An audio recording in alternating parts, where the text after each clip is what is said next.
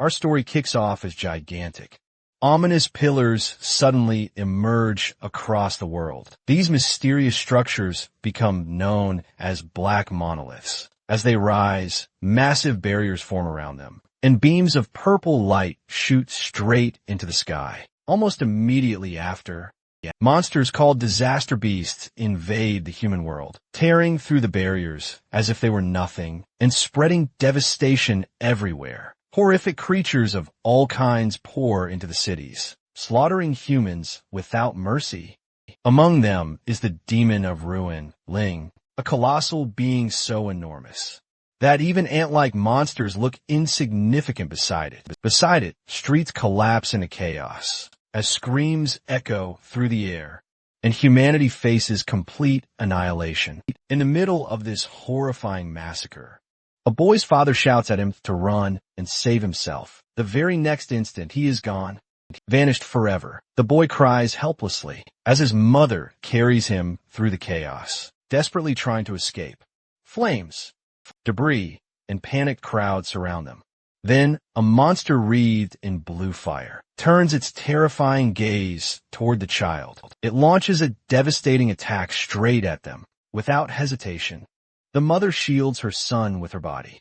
As the flames engulf her, she uses her final breath to tell him to run. Calling his name, Itsuki Tenma. Suddenly, Itsuki wakes up. Someone is calling his name. A pink-haired girl sits beside him, asking what happened. He brushes it off, saying it was nothing. But she watches him carefully and asks if he's sure. She notices tears on his face and asks why he's crying, jokingly comparing him to Aaron. Another friend steps in to help, telling her that Itsuki is probably just sleepy since he usually dozes off around this time. Their attention shifts as they wonder why. The entire school has been called to a sudden assembly. A teacher stands ahead, wearing an unusually serious and unfamiliar outfit. He begins speaking about the Awakened, and a war that occurred 10 years ago during the massive disaster beast invasion. At the North Bank, Awakeners from across the globe gathered, then crossed the river to repel monstrous threats. That pivotal battle became known as the River Crossing War. Since then, large-scale attacks have decreased, but the number of falling black monoliths has surged dramatically. According to their teacher, another invasion, on the same scale as the River Crossing War, might be rapidly approaching. A classmate questions how Itsuki doesn't know. Commander Izumi. At first, Itsuki pictures an ancient man with a long beard, but quickly learns just how wrong that assumption is. Izumi was the first awakened in history, the sole authority on monoliths and disaster beasts, and the strongest warrior humanity had ever produced. He was also the mentor of humanity's greatest hero, Jin, known as the Light of Humanity. The teacher then reveals some truly shocking news. Researchers have discovered that ordinary people can awaken simply by touching a monolith. Every student present will be given the chance to awaken and fight in the coming war. As he finishes speaking, the arena floor trembles. A massive stage rises, and from its center, a gigantic black monolith dramatically emerges. The students erupt in wild excitement. Itsuki's friend nudges him eagerly, and Itsuki realizes the moment he's been waiting for has finally arrived. A line begins to form as students rush forward. One by one, they touch the monolith, but nothing happens. Even students who shattered school records fail to awaken. It becomes strikingly clear that physical ability doesn't matter at all here. Anxiety spreads through the crowd as more students fail, and people begin to fear that no one from their school will awaken. Then, the guard calls the next name, Hikaru. Tension rises instantly. Hikaru is a notorious bully, and everyone fears what will happen if someone like him gains power. As soon as he touches the monolith, blue lightning explodes around his body. A display screen then appears, revealing his class, an elementalist, along with an incredible 12 total stat points. The assistant mumbles, perplexed, that his stats should have been a mere 5. Hikaru smirks, anticipating Commander Izumi's attention. But before he can even utter a word, someone suddenly grabs him by the shoulder and yanks him right off the monolith. A furious Hikaru whirls around, bellowing, threatening whoever dared to lay a hand on him. The crowd gasps. It's Itsuki, who stepped completely out of line. The blue-haired woman nearby instantly senses an overwhelming surge of raw emotion, radiating powerfully from the boy. Itsuki places his hand on the monolith, his mind ablaze with burning hatred, directed towards the disaster beasts. Commander Izumi watches intently, immediately noticing that the boy's determination feels profoundly different, far stronger than anyone she's ever seen. In the very next instant, a massive, ethereal blue entity materializes right behind Itsuki, towering hundreds of feet into the air. An absurd amount of energy floods from the monolith, completely engulfing him as the entire world falls silent. That same overwhelming energy continues to expand rapidly, spreading across the entire arena and blooming into the magnificent shape of a colossal flower. The radiant structure perfectly resembles a gigantic lotus, crafted from pure, unadulterated power, spanning hundreds of feet. The students can only stare in utter shock at the unbelievable sight, completely unable to believe what their eyes are witnessing. Itsuki's friends, however, don't hesitate for even a second, and immediately burst into uproarious cheers, shouting his name and celebrating wildly. The assistant announces in utter disbelief that this kind of incredible phenomenon only appears when someone awakens the rarest class of all, the order breaker. Hearing this, the bully Hikaru's expression darkens completely. Meanwhile, inside his own mind, Itsuki finds himself standing within a vast, boundless mental space. He sees his own figure, seated calmly at the center of a glowing blue lotus, formed entirely from raw energy. A transparent screen then materializes before him, revealing his class as Order Breaker, along with a gift called Nirvana and a Z-rank skill over Mimesis. But when he checks his status screen, his confident smile vanishes. Every single stat, strength, agility, defense, and magic is displayed as 0. For a brief moment, despair threatens to consume him. Then, Nirvana activates in an instant. His attributes surge upward, perfectly distributing themselves. Each stat skyrockets to 200, granting him a total of 800 points. Itsuki exhales slowly, a confident smile returning to his face. Now, he finally possesses the power to utterly wipe out the disaster beasts. He realizes that even if he can't level up normally, Nirvana and Overmimesis will allow him to grow stronger in his own unique way by acquiring and mastering new skills. Back in the real world, the light is so blindingly intense that everyone shields their eyes. When the glow finally fades, Itsuki's silhouette appears, standing calmly in front of the monolith. Hikaru stares in utter disbelief, unable to accept what he just witnessed. Even the blue-haired woman struggles to hide her shock. At a rookie possessing such absurd power, the commander steps forward and declares that Itsuki Tenma is now the strongest awakened in history. His status screen confirms it. Every attribute stands at a perfect 200. The arena erupts into roaring celebration as students cheer for the birth of a new legend. Hikaru, however, is utterly consumed by rage. He believes Itsuki stole the glory that was rightfully his. Lightning crackles violently around his body as he floats into the air, screaming insults, calling Itsuki a worthless loser. He immediately activates his newly acquired skill, Silver Serpent, unleashing a violent lightning attack. Itsuki's system responds instantly. Mimesis activates. The incoming skill is analyzed at terrifying speed. The lightning slams into the ground, blasting the arena, but Itsuki is already gone. Gasps echo through the crowd as they frantically search for him. In the very next moment, Itsuki appears behind Hikaru and grabs him by the head. He calmly whispers that Hikaru is lucky he's human. Otherwise, he would have died 100 times over by now. With a simple push, Hikaru collapses onto the ground, completely powerless and defeated. Itsuki internally notes how swiftly the analysis completed, considering Silver Serpent was only a C-rank skill. The process reaches its completion, and he reacquires Thunder Wave once again. His consciousness briefly shifts into his mental space. The system promptly displays his powerful new skill, along with another significant stat increase. His total attributes now skyrocket to 840. One of the instructors nervously jokes that it's a good thing he's wearing glasses, watching Itsuki glow yet again. Itsuki realizes that, without fail, every time Mamesis completes an analysis, his mind automatically enters that inner domain. Back in reality, Hikaru trembles on the ground, staring up at Itsuki in pure, unadulterated terror. He simply can't comprehend how someone else's lightning could so utterly surpass his, so completely, as other students whisper in awe, nodding at how much stronger Itsuki's power feels. Suddenly, the sky darkens ominously, and heavy rain begins to pour down. As an ominous presence descends from above, the students look up in utter horror, seeing a giant, dark monolith falling straight toward the school. The commander immediately cancels the ceremony and orders an immediate evacuation.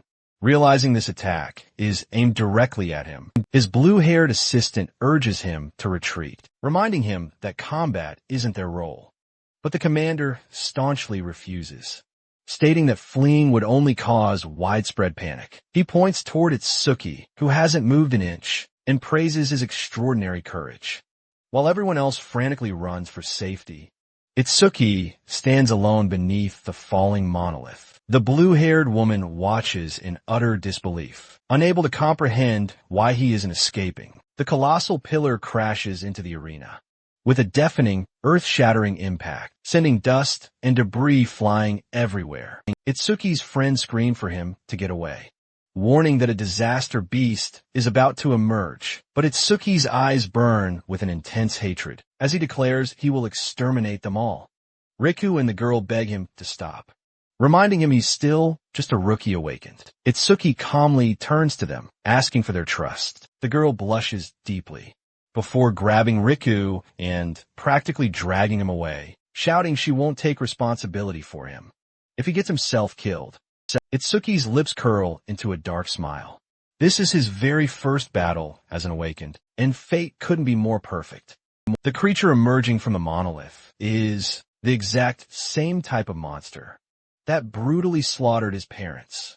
The system display flashes on screen. Skeleton Soldier, level 8, total stats, 295. Itsuki's killing intense surges, electrifying the air. With his resolve hardened and his fists clenched, the boy prepares to unleash the new skill he just obtained. Without a shred of hesitation, Itsuki charges straight at the monster, a blur of motion, and the two collide with explosive, earth-shattering force. As he closes the distance, a roar tears from his throat. He shouts with unwavering determination, his voice echoing, that he will never allow anyone to die in front of him. Again, his lightning-coated fist slams directly into the skeleton soldier's chest. The impact is absolutely devastating. The creature is launched backward, its body shattering as it crashes into the arena floor. The assistant and her colleague stare on in utter disbelief. Sending a disaster beast flying with a single punch was beyond anything they ever expected. However, the commander remains eerily calm. He explains that despite Itsuki's overwhelming strength, the skeleton soldier still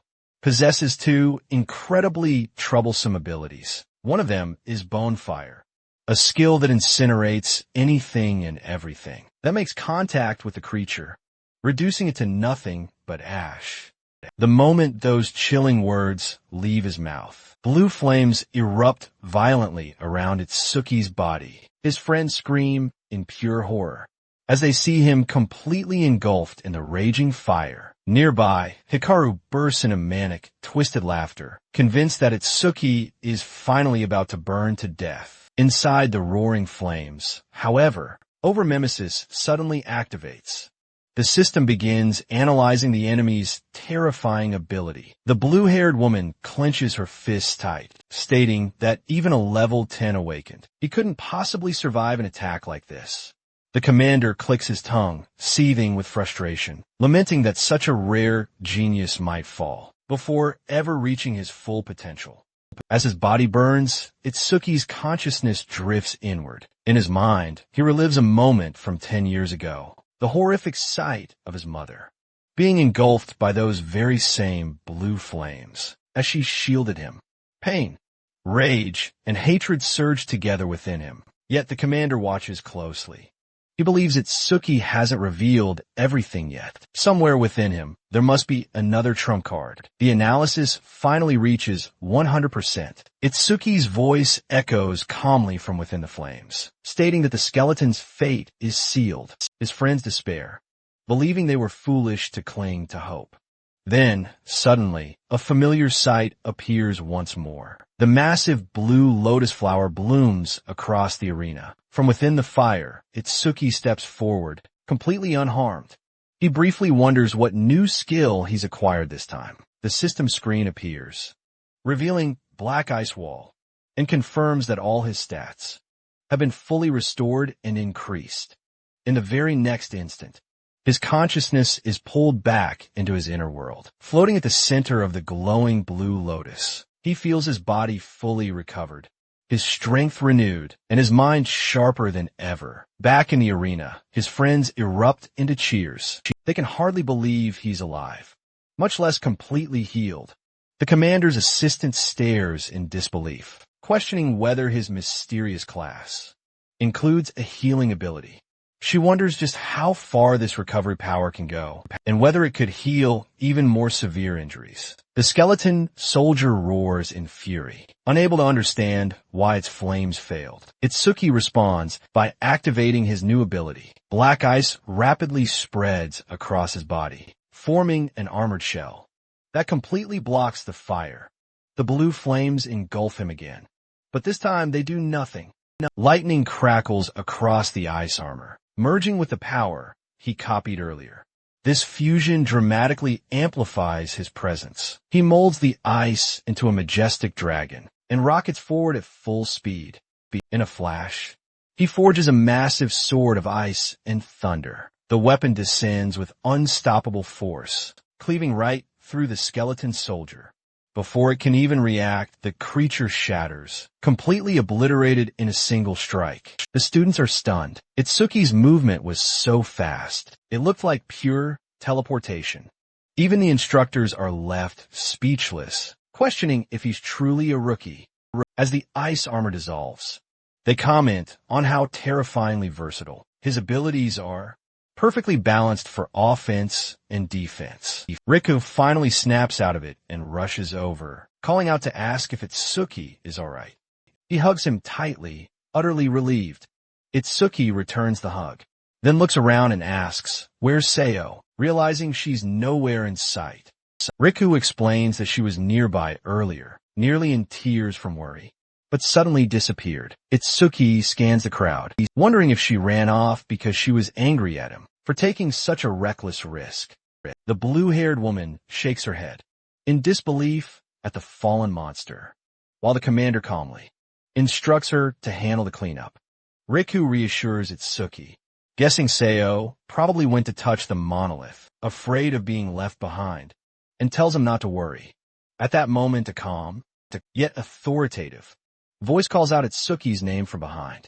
He turns around and comes face to face with Commander Izumi, whose serious gaze locks onto him. The surrounding students whisper among themselves, speculating whether the commander intends to train him, though most believe such a thing is impossible. Sensing the tension, Riku awkwardly announces he'll go search for Seo and quickly retreats. Izumi steps closer and states bluntly that Itsuki is special. A puzzled Itsuki asks what he means by that. The commander elaborates that he can sense the overwhelming rage and hatred filling the young boy's heart. He says he wants to understand where such profound darkness came from. Itsuki hesitates, then answers honestly. It all began 10 years ago, when his parents were killed by a disaster beast. A painful memory resurfaces.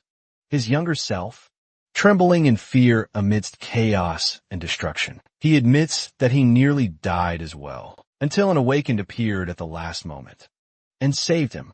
The air grows heavy as the story reaches its end. In her final moments, his mother told him to keep moving forward, to walk his path alone, no matter how painful. The young boy could only scream her name, frozen in despair, unable to understand what he was supposed to do. In that hellish moment when everything ended, he blamed himself for their deaths. That guilt did not last forever. It twisted, fermented, and eventually transformed into uncontrollable fury, standing before the creature responsible for everything. He felt a hatred so deep it scorched his soul. His eyes burned red as he swore that one day, no matter the cost, he would take revenge for all of it. Back in the present, Itsuki finishes recounting his past. Tears stream down his face as he makes his vow. He will kill every single monster, every last one. The commander watches him quietly, then asks a single question. Why does he cry, even with a heart filled with hatred? Itsuki calmly answers, ever since that day, only his right eye sheds tears. It is a reminder, proof that his hatred has never faded. Commander Izumi studies him for a long moment. Before making an offer, he invites Itsuki to become his student and join the Saviors League. He explains that it is a global organization, composed of the strongest awakened, those who fight directly against the disaster beasts. Members, known as Saviors, receive elite training and substantial monthly rewards. But he doesn't shy away from the truth. This path comes at a price. Saviors are deployed to the front lines. They bleed. They die. And yet, they protect humanity, sacrificing their very lives. Itsuki answers without a moment's hesitation. He cares not for rewards, money, or resources. None of that holds any meaning for him. His fist clenched, he declares with unwavering resolve his ambition to become a savior and fight on the front lines. Izumi nods, then lays out the qualifying requirements. Itsuki must place within the top 100 in a tournament that boasts over 1,000 participants. He adds that he himself isn't much of a benchmark, but he'll share the record anyway. The highest score ever recorded stands at 115,000 points, set 11 years ago by a man from Taiwan. Itsuki instantly recognizes the name, the hero known as the light of humanity, the strongest awakened to ever exist. Izumi says comparing oneself to such a legend would normally be foolish, but then he adds something unexpected. Itsuki has the potential to stand beside him. Itsuki meets his gaze and without a trace of hesitation declares that he will surpass the legendary Taiyujin. For the first time, surprise flashes in Izumi's eyes, followed by genuine interest. In a brief flashback, Taiyujin reflects that a new sun must one day rise to win the war against the beasts. Returning to the present, Izumi states that the sun he's been waiting for has finally appeared.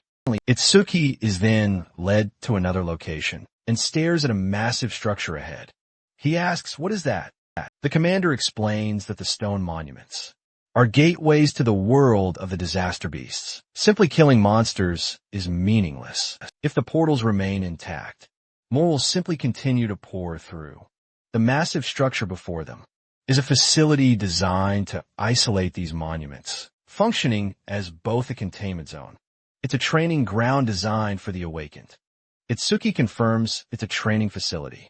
Izumi subtly corrects him, calling it a stage instead. He warns that the beasts inside are incredibly dangerous. The place is infamous, widely known as the Rookie Graveyard. Even Jean, back when he was a beginner, took 3 minutes and 14 seconds to clear it. The commander reminds Itsuki of his ambitious words from earlier, about wanting to surpass the hero. With a smirk, he issues a challenge. Finish the stage in 3 minutes. If Itsuki succeeds, Izumi will officially accept him as his student. The moment they stepped into the building, people immediately recognized the commander, and whispers quickly started to spread, all wondering about the rookie walking alongside him. Itsuki was slightly taken aback by all the attention, briefly wondering if the commander was truly that famous. Nearby, a large screen displayed all the vital information for the stage, revealing that the beasts inside were level 10. This made Itsuki pause and wonder just how strong that truly meant they were. Meanwhile, a crowd slowly gathered, their eyes fixed on him with curiosity. Some snidely whispered he was likely just a pretty face, while others debated what kind of ability he might possess. Itsuki confidently strode straight to the reception desk and declared his intention to enter the stage. When the woman asked how many participants there were, he calmly replied that he was going in alone. The receptionist visibly froze for a moment, clearly not expecting that answer, as the young man stood there by himself, while the surrounding people observed from a distance. The receptionist quickly became irritated, assuming he was making some kind of joke, and warned him the stage was incredibly dangerous. He could even be seriously injured. A ripple of laughter spread through the crowd, with some people convinced the boy was simply trying to flirt with her.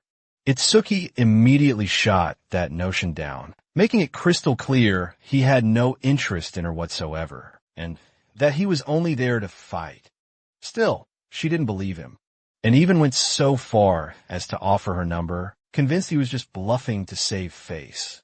At that point, Itsuki gave her an absolutely cold stare, warning her not to make him repeat himself.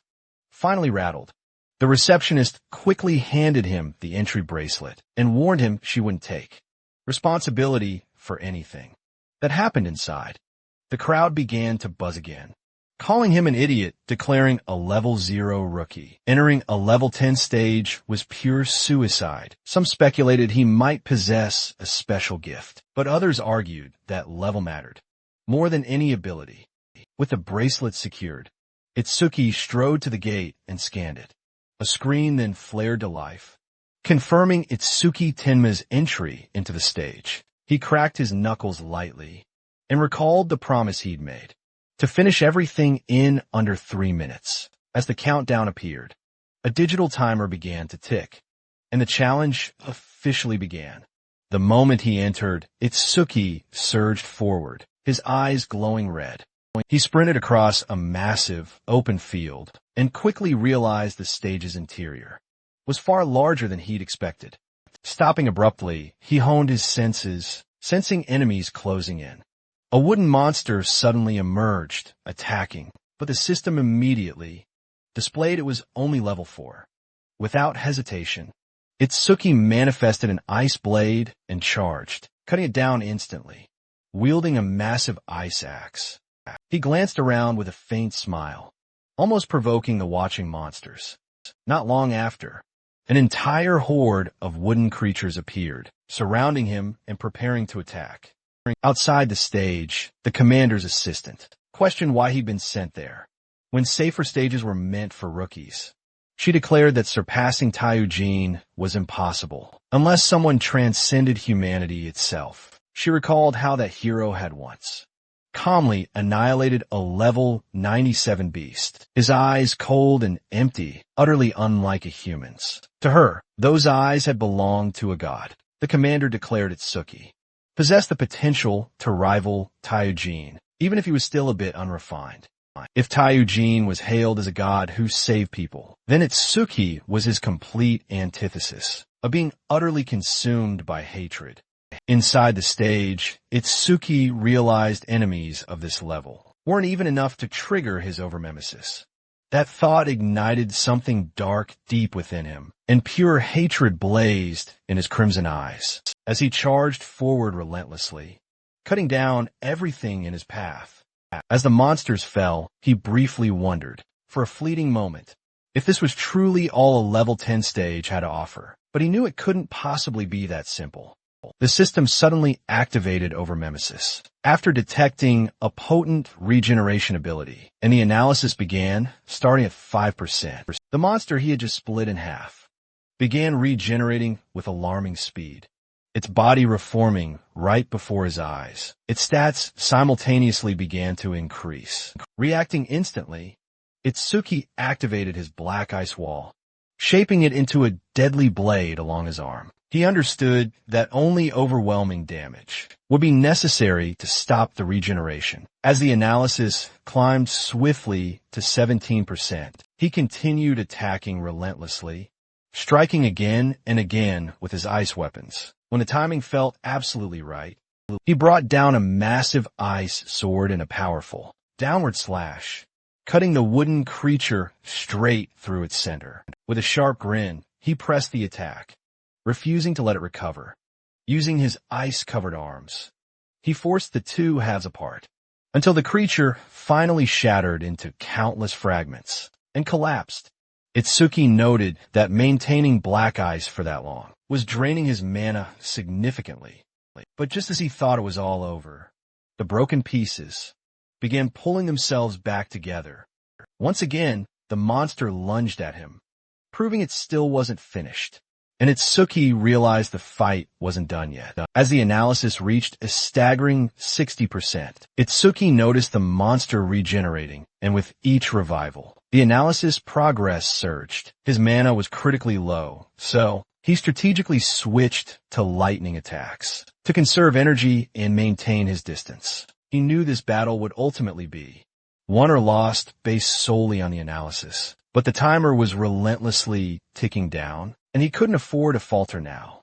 With less than 3 minutes left on the clock, he fused ice and thunder in a powerful combo, forcing the analysis to skyrocket to 75%. He then deliberately reactivated both skills, intentionally triggering regeneration to speed up the copy. Itsuki understood the massive gamble. If the copied skill needed mana, he'd be instantly doomed. Even so, he pressed on relentlessly, weaving through attacks as the analysis hit 80%. Embracing the danger, he pushed even harder, squeezing out another 5% in the middle of an attack. Lightning crackled around his body, his eyes blazing red as he charged straight in, smashing the wooden monster's head. With every ounce of strength he had left, his body immediately gave out afterward, his legs barely holding him as exhaustion washed over him. That's when razor-sharp spikes pierced through him, and he realized his mana was utterly depleted. Yet even then he smiled, knowing the copied skill required no mana whatsoever. With the analysis finally complete, he knew the battle was already decided. As the progress hit 100%, the mystical blue lotus bloomed around him once more. The system proudly announced his acquisition of a new skill, Lotus Burst, revealing its explosive damage and powerful passive effects. His stats instantly shot up by 20 across the board, and his wounds healed in a flash. Standing tall once more, Itsuki faced the monster and prepared to unleash his brand new ability. Bringing his hands together, and he activated Lotus Burst for the very first time. A massive explosion, shaped like a blazing lotus flower, erupted, completely engulfing the wooden creature. The shockwave ripped through the entire area, reducing everything to scattered fragments and ash. Itsuki calmly observed the devastating aftermath, utterly satisfied that this new skill was more than just usable. He also noticed that not only had his injuries healed, crucially, his mana had also been restored, making all future clears significantly easier. As the smoke cleared, something immediately caught his eye, a radiant green crystal, lying on the ground just outside the stage. The panic quickly spread as the receptionist saw the timer nearing, the critical 3-minute mark, and prepared to summon emergency intervention. The assistant, however, doubted clearing the stage in mere minutes was even remotely possible, though she knew Itsuki wouldn't suffer outright defeat. Suddenly, the screen blazed green, announcing a new record. The blue-haired woman froze, unable to believe her very own eyes, as the panel confirmed a clear time of just 2 minutes and a mere 14 seconds. Before anyone could even properly react, Itsuki emerged from the portal and immediately collapsed onto the floor from sheer exhaustion. With the new record still prominently displayed overhead, the crowd then erupted in utter disbelief when they realized he had utterly shattered Tay. Wins time by almost a full minute, despite being a mere level 0 rookie.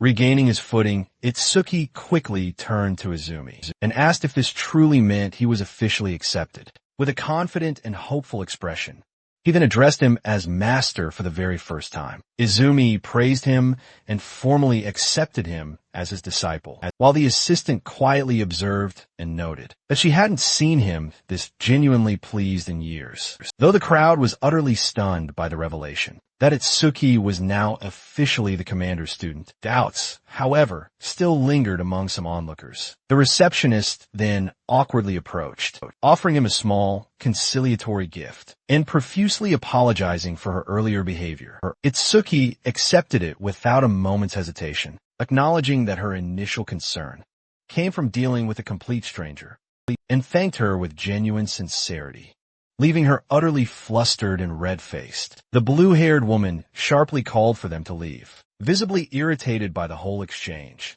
and sternly warned Itsuki not to let the title go to his head. Izumi then remarked that the stage they had just cleared was already proving far too easy for him, and suggested moving on to more advanced levels. As they walked, Izumi explained that a beast level, its sheer size wasn't the only measure of danger. The creature's species mattered far more.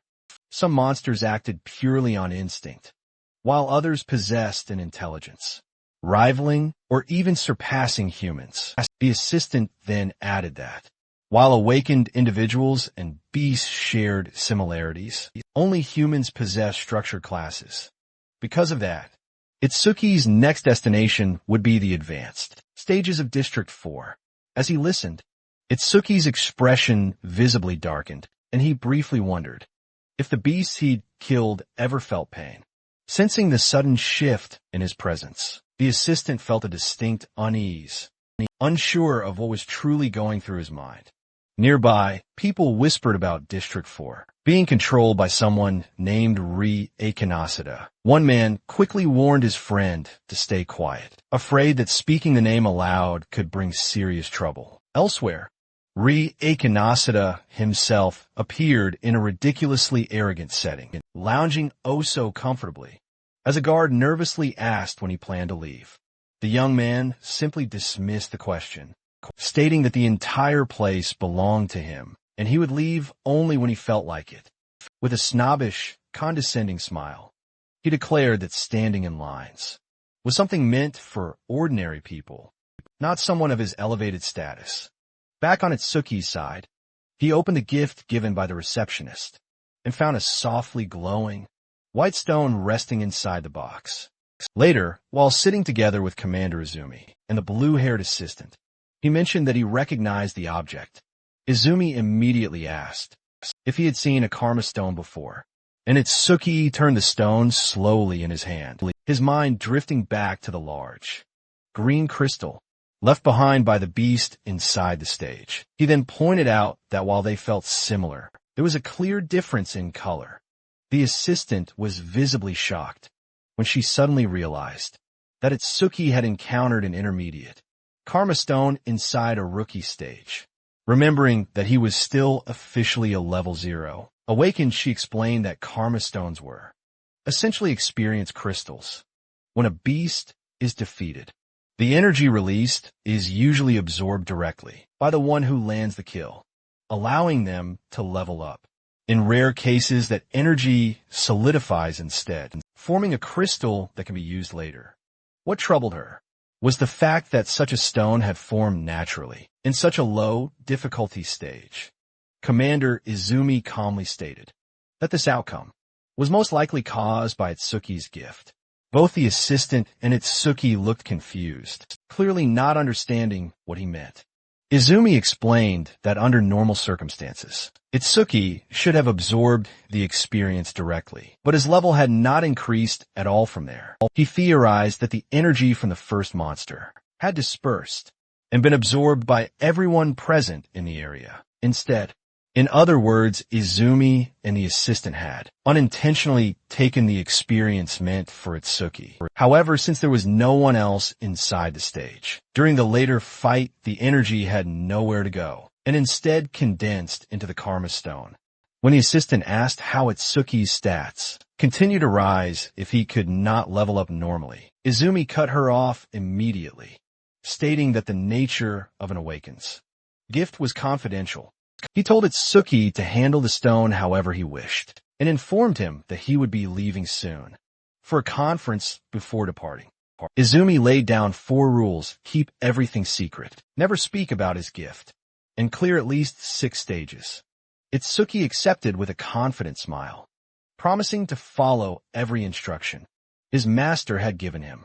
Meanwhile, in District 4, 2 awakened were loudly arguing with security guards, protesting that the stage had been reserved by the Kinoshita family. One of them snapped that wealth did not give anyone the right to monopolize public, demanding entry to the facilities, even though the rich heir hadn't arrived yet. He went so far as to threaten to report the entire incident to the Awakened Guild. At that moment, a dark presence materialized behind them, red eyes glowing ominously. Before either of them could properly react, one of the men was hit by a powerful punch that sent him flying. The attacker moved with terrifying speed, charging forward and smashing his fist into the second Awaken's earth-based defense. The technique shattered instantly on impact. The young Awakened stared in disbelief, unable to accept that his B rank skill had failed so completely. The attacker revealed a metallic face beneath his helmet, red eyes burning, as he coldly remarked that the attack hadn't even tickled him. The second man froze in terror, realizing that the figure before him was something far beyond normal. The brute grabbed him by the collar without hesitation and slammed him down mercilessly.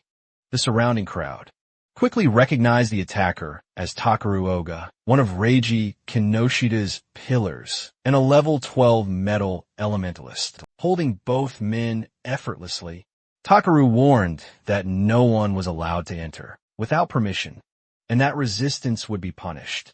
He threw one aside and lifted the other by the neck to reinforce his message. A suited man nearby cautioned Takeru not to go too far, reminding him that people were watching, and that Reiji might not appreciate unnecessary trouble. Takeru ignored the warning completely and tossed the man away with visible contempt. At that moment, Itsuki and his blue-haired assistant arrived and rushed to help the injured. Someone in the crowd muttered that the level 0 rookie was finished for interfering, while another recognized the woman beside him. Takeru turned toward them and roared with fury, declaring no one would pass without permission, ordering them to scram if they didn't want to end up like the others. Itsuki instantly realized the only path forward was to take him down. His assistant suggested calling for the administrator, but Itsuki stopped her, recalling Izumi's words about battling for his beliefs. With every ounce of his being, he told her to tend to the injured, while he handled the brute himself. Then, the system display surfaced, revealing Itsuki's stats. Takeru just scoffed, openly ridiculing the thought that a mere level 0 rookie would dare challenge him. But despite his overwhelming confidence, he felt an unfamiliar, chilling pressure radiating from the young man before him. As Takeru's own status appeared, it displayed a whopping 605 points, making the massive disparity clear. But it wasn't as comforting as he expected. Something about Itsuki felt off, and for the first time, Takeru's confident grin began to falter. Even with such a clear level advantage, the brute felt his muscles tense, unable to comprehend what was happening. His gaze was locked onto the boy before him, trying to grasp where such confidence and strange pressure could be coming from. Reflected in his very own eye, he suddenly saw Itsuki charging right at him. At an absurd speed, there was no time to react. A bone-shattering punch slammed straight into Takeru Ogawa's armored face. The crowd collectively gasped as one after another failed to even follow the lightning-fast movement. Someone muttered that even a level 8 couldn't have possibly tracked that speed. The impact rang out with a sharp crack, and fine cracks began spreading across Takeru's metal defense. Clutching his face, Takeru actually chuckled, praising the boy's speed, pointing out the fracture he'd left behind. Yet he immediately followed up, declaring the attack lacked true power, and countered with a brutal kick that sent Itsuki flying across the ground. As he skidded to a stop, Itsuki knew this opponent was different. He needed more than just raw speed. He activated Thunderwave, aiming to boost both his agility and striking power. His status screen popped up and over-mimesis activated. The analysis of Takeru's metallization began, starting at 1%. Itsuki was momentarily shocked, realizing the skill was potent enough to trigger his copy ability at all. But that only solidified the danger his opponent posed. Deciding there was no point in holding back now, he focused on the one weakness metal could never conceal: flesh. The analysis crept to 5% as he strategized his next move. Planting his feet firmly, Itsuki prepared to charge once more. Takeru openly mocked him, claiming Itsuki lacked both power and speed, then readied another attack with a confident grin. That arrogance became his opening. Activating Thunder Wave to its full extent, Itsuki burst forward, lightning crackling around his body. Takeru stiffened in pure shock when he realized the boy wielded a lightning element. Itsuki closed the distance instantly, refusing to give Takeru time to fully metallize. A storm of rapid blows followed, and with each strike, the analysis violently jumped 25%, then 40%, then 66% in mere seconds. The crowd erupted in utter disbelief. Whispers spread like wildfire as people wondered how a level 0, awakened, could be using abilities from multiple classes. Some even began to believe that the impossible was actually happening. Takeru might lose. The brute felt it too. Panic began to creep in as he struggled to keep up with Itsuki's blazing speed. He realized that if this continued, defeat was absolutely inevitable. Gritting his teeth, Takeru barked orders at his men to stop standing around and help. But even as the words left his mouth, he knew it was already too late. Left with no choice, he decided to reveal his final card. With a roar, he unleashed an overwhelming surge of energy. His shirt tore apart as metal engulfed his entire body, the transformation pushing the analysis to a staggering 88%. Thanking Itsuki for forcing his hand, Takeru explained that full metallization granted him a massive defense bonus. His total defense now soared past 500 points. He then declared that, while he'd initially planned to tear the boy apart slowly, he would instead grant him a quick, painless death. Out of respect, of course.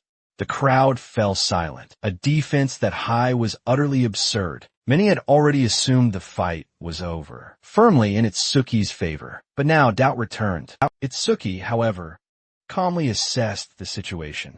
He reasoned that such a drastic transformation had to consume an enormous amount of mana. With defense that high, Takeru's reserves couldn't possibly be limitless. Takeru scoffed at the claim, but inwardly he was shaken. The fact that a mere level 0 could read him so accurately was deeply unsettling. Itsuki stated calmly that there was no need to drain his mana, because the fight would end right here. At that moment, the analysis reached 100%. The blue lotus flower bloomed once again, and the blue-haired assistant realized that Itsuki had grown even stronger. Yet again, the crowd stared in utter confusion, unable to tell whether this strange phenomenon was even an attack at all. The copy completed, and Piercing Sphere was acquired. The drawback was immediately clear. The projectile moved at only 1 meter per second. Still, Itsuki's resolve did not waver. His stats rose by another 10 points. His injuries vanished, and his consciousness briefly returned to the lotus space, before snapping back to reality. Looking straight at Takeru, Itsuki challenged him to try and dodge. With a confident smile, he activated the Piercing Sphere, fully intent on shattering the very defense Takeru took such pride in. Meanwhile, the audience began to murmur in disbelief, wondering if this terrifying display was truly one of the powers of an order breaker, the strongest among the 4 classes. None of them had ever witnessed a skill like this before. A level 0 had just shattered the absolute defense of a level 12 awakened, something that should have been impossible. Many of them felt an inexplicable chill when they looked into the boy's eyes, sensing something profoundly unnatural about him. A small, dark sphere of purple energy slowly materialized before Itsuki. It pulsed faintly, radiating an eerie, oppressive presence. The sphere drifted forward at an agonizingly slow pace, almost lazily, as if posing no threat at all. The crowd erupted in laughter, mocking the attack and dismissing it as utterly pathetic. Some scoffed openly, calling it nothing more than a floating ball. Takara laughed as well, his expression brimming with disdain.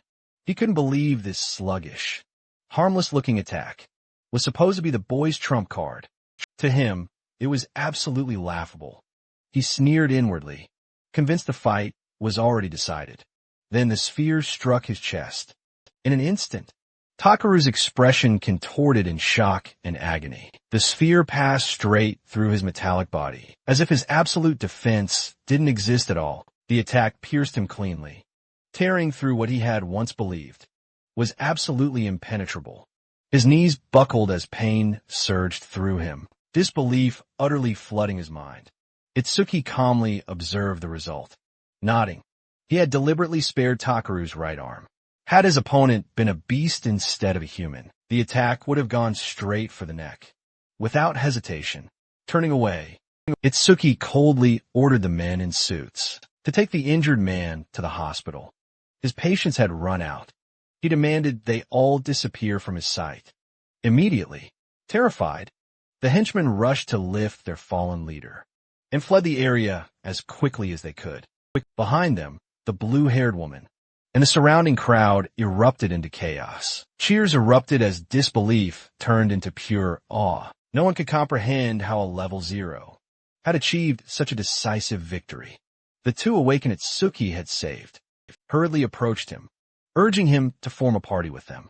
They firmly insisted that together they could conquer the stage with ease, especially since one of them possessed healing abilities that could instantly restore mana, allowing for repeated use of that terrifying sphere. Itsuki briefly considered their suggestion, recognizing that battling high-defense enemies would undoubtedly accelerate the growth of his new skill. However, with a firm and resolute expression, he rejected the offer without a second thought. He declared that he would proceed alone.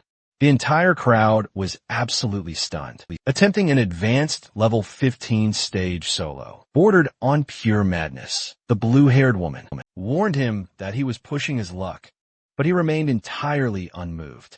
One of the men quietly excused himself, deciding to seek out another team instead. The assistant cautioned him about the stone beasts' exceptionally formidable defense, and urged him to manage his mana very carefully. Though clearly worried, she vehemently denied it when questioned, blushing crimson and insisting she was merely doing her job. Before stepping away, she reminded him that stone beasts frequently move in groups, and advised him not to overextend himself. Itsuki acknowledged her warning and approached the gate, without a moment of hesitation. The system confirmed the entry of awakened Tenma Itsuki. As he stepped inside, he surveyed the desolate battlefield. The environment was far harsher than anything he'd seen before. A desolate expanse of jagged rock and broken terrain. Stone creatures with glowing eyes watched him from a distance, unmoving, yet incredibly oppressive. The system displayed the stats of a stone statue. A total of 460 points, with the unique ability to convert magic directly into defense. Itsuki decided it was time to test his new skill, properly activating the piercing sphere. He condensed purple and blue energy into his hand, before launching it powerfully forward. The stone creature charged in recklessly, completely unaware of the danger. The sphere struck true, boring a massive hole straight through its chest. The system confirmed the defeat of the level 9 stone statue. Immediately, Itsuki sensed the profound change. The speed of the piercing sphere had increased dramatically. His theory had been absolutely correct. Suddenly, 3 more stone creatures burst forth. Their presence felt far more aggressive than the first. He recognized them as ideal targets, slow, durable, and perfect for refining his abilities. Cloaked in lightning, he methodically engaged them, but he quickly noticed the steep cost. Each shot consumed a hefty 50 mana, leaving him with only 2 precious uses left, with the boss still nowhere in sight. He knew he absolutely had to conserve his strength. 2 monsters advanced on him simultaneously, forcing him to rapidly strategize. He focused intently and launched the sphere into the ground instead. The resulting explosion kicked up a massive cloud of debris, obscuring vision and completely disorienting the enemies. Using the ensuing chaos as cover, Itsuki leapt into the air, preparing to strike decisively from above. From his vantage point above, Itsuki gained a decisive tactical advantage. A wicked smile stretched across his face as adrenaline surged powerfully through his body, his eyes glowing crimson, as he gathered every last bit of power he had left, concentrating all his remaining energy into the piercing sphere. He hurled it downward with overwhelming force. The purple energy flared brilliantly as it tore through the air, striking both stone creatures head-on. The impact proved utterly devastating, and the system immediately confirmed their elimination, even as the sphere's speed increased once more. The moment it was over, Itsuki's strength completely gave out, utterly drained of mana. He collapsed onto the ground, his body refusing to move. Even his utter exhaustion washed over him. He muttered inwardly that a recovery skill would have been incredibly convenient. Still, he couldn't help but note his remarkable progress. His attack could now successfully hit targets, moving at 5 meters per second, a massive improvement from before. The system displayed the updated details of the piercing sphere, revealing that its speed increase could now reach up to 500%. But before he could fully recover, the ground began to shake violently. A colossal shadow fell over him as the stage boss burst forth with a thunderous roar. Dust and debris exploded into the air. The stone creature then activated a B-rank skill, Gigantification. Its body swelled to an enormous size. The system then revealed its true, terrifying threat, a level 15 monster, boasting a total of 777 points. Sensing the immense danger, Itsuki activated Thunderwave, instantly boosting his agility by 50%. He quickly assessed the dire situation, wondering if his piercing sphere could even penetrate something like that. His instincts screamed at him. The head was the only viable target, summoning what little strength he had left. He leapt high, spotting an opening and preparing to strike with everything he could muster. But the moment stretched too long mid-air. He realized the sphere was still too small to deal a decisive blow. The stone giant seized that opportunity and swung its massive arm right toward him. Trapped in the air with no way to evade, Itsuki activated Black Ice Wall as a last resort. The impact was utterly overwhelming. His ice defense shattered instantly, and his body was hurled violently into the wall. Pain coursed through him as he acknowledged the harsh truth. The creature was far stronger than he had anticipated. At that same moment, his over-mimic skill activated. Upon detecting Gigantification, and despite the pain, a smile flickered across his face. This, too, could be copied. Far away, in a lavish mansion, Reiji Kinoshita sat stewing in irritation as one of his subordinates received a sudden, urgent call. The man's shock was instantly obvious, and Reiji immediately snapped at him to stop making noise. When the report finally came in, that Takaru Oga had been defeated, and someone had forced their way into the reserved stage. Reiji's expression darkened considerably. He initially assumed it must have been a high-level awakened, but the explanation that only rookies were present only enraged him further. Without waiting for any further details, Reiji barked an immediate order for his men to prepare. He ripped off his coat, vowing to personally deal with whoever dared to trample on the Kinoshita family's authority. Back on the stage, Itsuki's analysis hit 100%. The blue lotus flower bloomed once again, enveloping him as the skill completed. When he reappeared, the giant stone creature still loomed before him. The system confirmed. His piercing sphere had evolved to level 2. Its speed now hit 7 meters per second, and for the first time, its size could be freely adjusted. The passive bonus had also doubled, allowing him to pour mana directly into its scale. Excitement surged through Itsuki.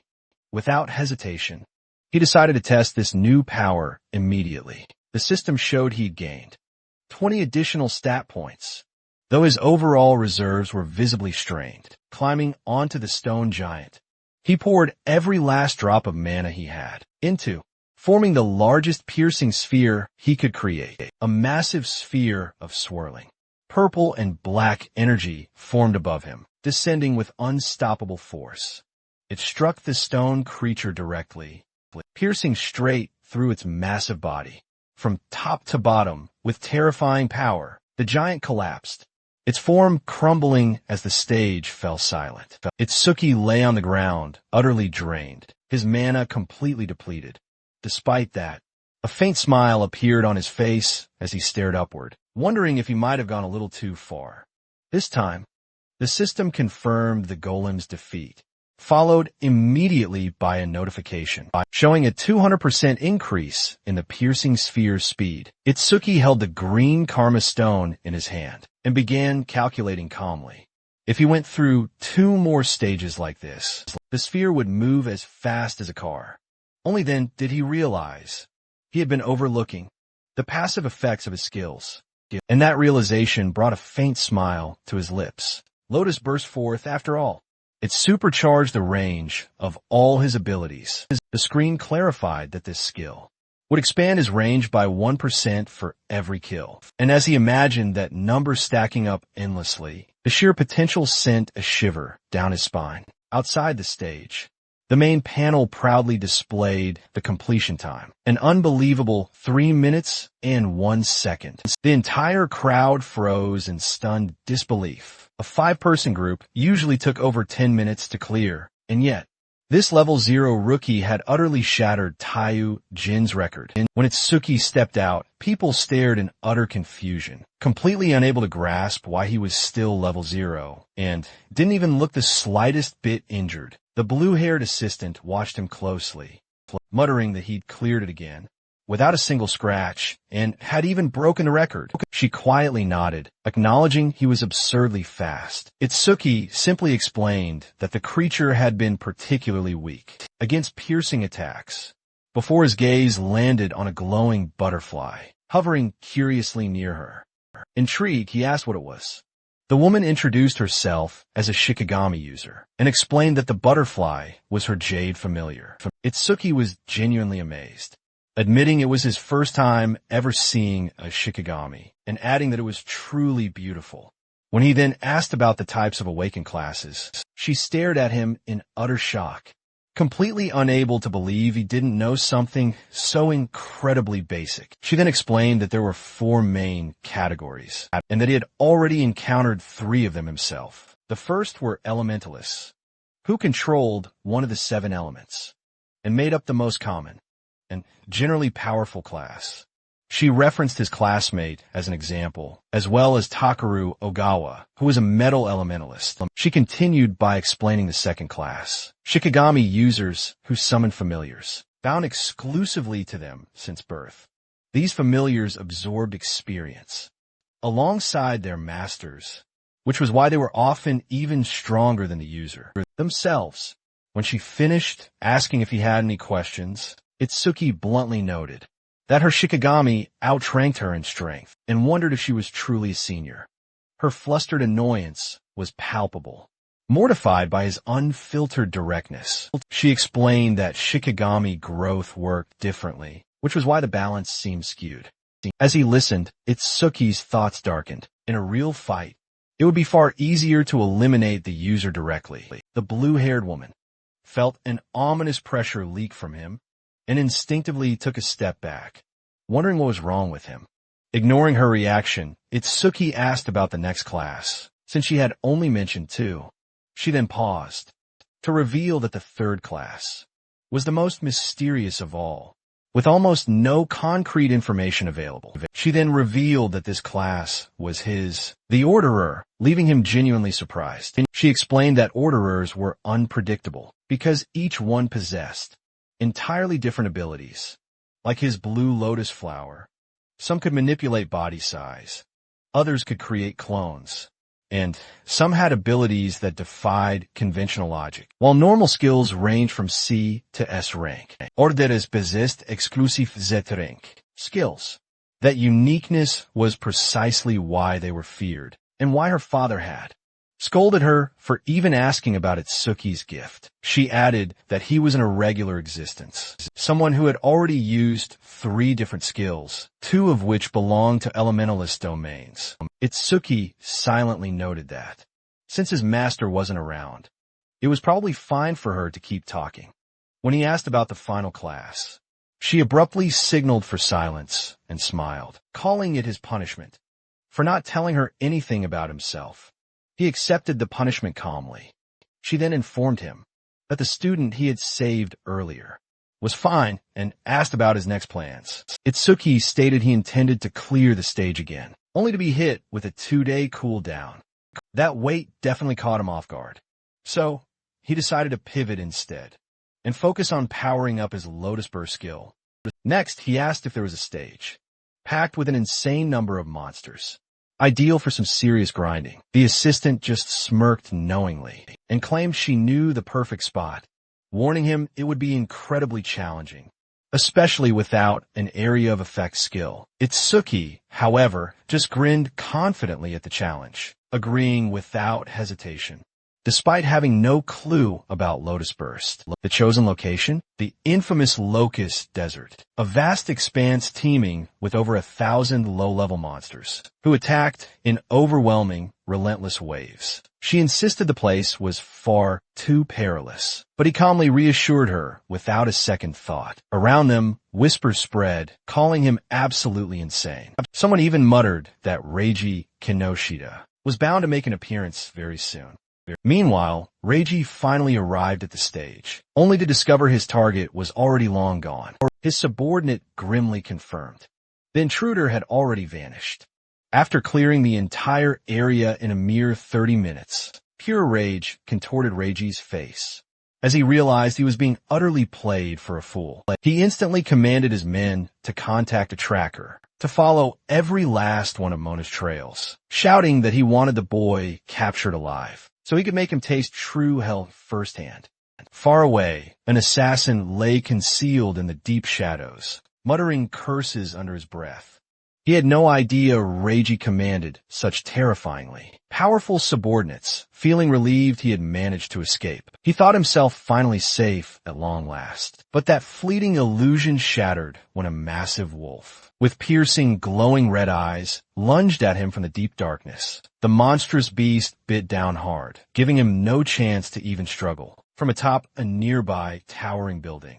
The tracker, Charles, calmly observed the scene alongside his colossal wolf. The assassin shrieked in sheer terror, unable to comprehend how he'd been discovered so swiftly. With a faint, almost chilling smile, Charles calmly explained that his familiar, Mort, possessed an exceptional, unrivaled sense of smell and could effortlessly detect the scent of impending demise. Clinging to its prey, the man utterly broke down, begging desperately for mercy, sobbing uncontrollably, but Charles dismissed him with icy coldness. Knowing Reiji would never forgive any leniency, with glowing eyes, he commanded Mort to savor his meal. The wolf lunged in without a moment's hesitation, ending the man's life instantly, right then and there. Moments later, Charles observed with pure satisfaction that his familiar had finally powered up level high. The screen flashed, displaying the Hound of Mort's updated stats. Now, level 16, with powerful new abilities unlocked, as Charles answered a quick phone call,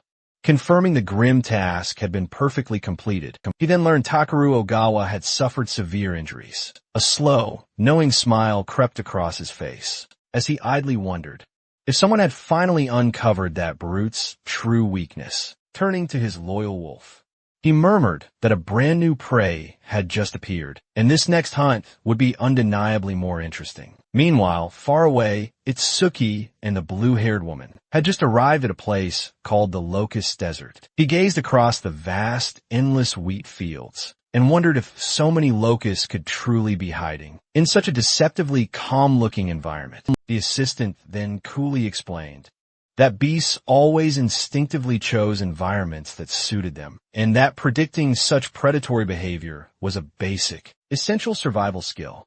She added that this stage was considered so incredibly dangerous that the administrators themselves were already debating shutting it down entirely.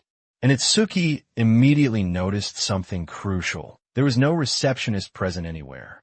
He questioned why such extreme precautions were necessary when the stage was supposedly only level 13. But she replied that the rules here were entirely different. The beasts were notoriously aggressive here, and their sheer numbers were beyond absurd. A single second of carelessness, just one mistake, was enough for someone to be completely swarmed and utterly devoured alive. To prove her point, the scene briefly revealed a stark skull, picked completely clean, bleached white beneath the harsh sun. But instead of fear, a wide smile stretched across Itsuki's face. He excitedly remarked that this was precisely what he had been seeking all along, which made the woman momentarily wonder if he was actually considering backing out now.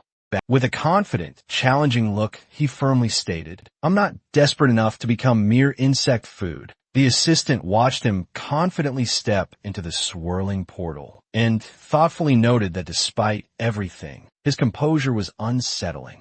She'd given him fair warning, she told herself, so if he perished in there, it wasn't on her. But then, a crucial detail hit her. The stage's locusts spawned endlessly, until the boss went down. The sheer danger hit her, she had to warn him, and prepared to leap into the portal herself, her face set with resolve. But before she could even move, Charles and his massive wolf cut her off.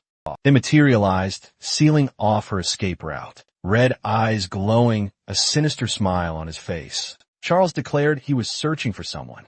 The air around them instantly crackled with tension. Meanwhile, Itsuki stepped onto the stage alone. He surveyed his surroundings, noting the place was an utter mess, a faint smile playing on his lips. He clapped his hands, seemingly welcoming the chaos, calling for the pests to come out for extermination. Amidst the desolate field, alone, Crooked Scarecrow stood abandoned, only adding to the unsettling atmosphere. The system flashed level 1 and level 2 locusts. He noted calmly, their individual levels are extremely low. Moments later, the sky went dark. As a massive swarm of locusts blotted out the sun, their sheer numbers made it clear the danger wasn't in strength, but in their overwhelming quantity. A wicked glint in his eyes, Itsuki activated Lotus Burst. He declared internally, this stage is perfect for training. His body covered in black ice armor. He mentally laid out his strategy. He'd let them gather as densely as possible, then finish them all at once.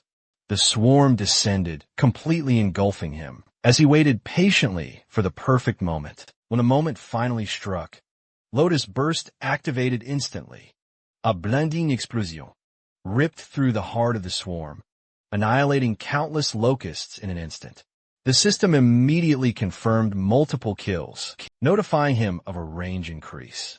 Amidst the destruction, Itsuki remained perfectly calm, as notifications relentlessly flooded his vision. The sheer power of this skill was absolutely absurd. The screen now displayed Lotus Burst at level 2, boasting a massive 10.5 meter diameter and a whopping 110% total range increase. He quickly calculated that just 10% of his mana would let him unleash roughly 10 explosions, potentially boosting his range by over 1,000%. His mana, however, still displayed 280 out of 252, making him internally grumble about the stage's strange cooldown mechanics. But something felt terribly wrong. There was no success notification. This immediately piqued his suspicion.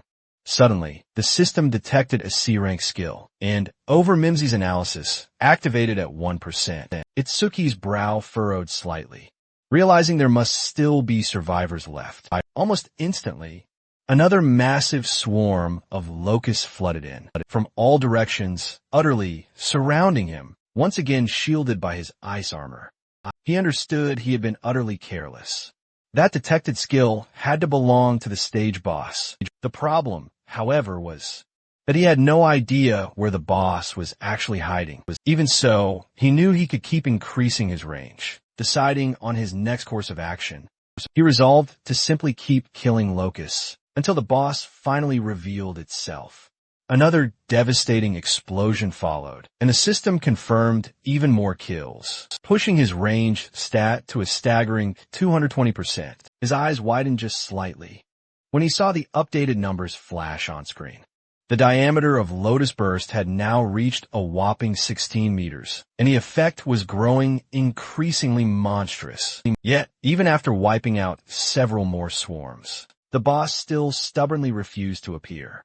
The scene then dramatically revealed the truth. Beneath the very soil, countless locust eggs were hidden deep underground, hatching endlessly as new swarms ceaselessly emerged. Itsuki finally realized the assistant's warning about infinite respawns had been absolutely, terrifyingly correct. As the monsters continued to pour out relentlessly, the analysis of the boss's skill climbed steadily to 27%. His status screen still showed that he had enough mana for 9 more devastating explosions. Without a moment's hesitation, he steeled himself. His hands blazed with raw, searing power. Itsuki declared defiantly that it didn't matter how many times they dared to return. Encased in ice, he clasped his hands together. He silently vowed to exterminate every last one. Another devastating explosion ripped through. The system confirmed the countless eliminations. Notifications stacked up rapidly. The skill was activated not once, but twice, in quick succession. Without giving the locusts a chance to regroup, he unleashed the skill 7 times in a row. The screen finally revealed the terrifying results. Lotus Burst diameter had swelled to 54.5 meters, boasting a total bonus range of 990%. Faced with this grim situation, Itsuki realized he only had enough mana for one final attack. Yet, the locusts continued to pour in relentlessly, completely surrounded now. He acknowledged that the enemies were truly endless. The situation had finally turned desperate.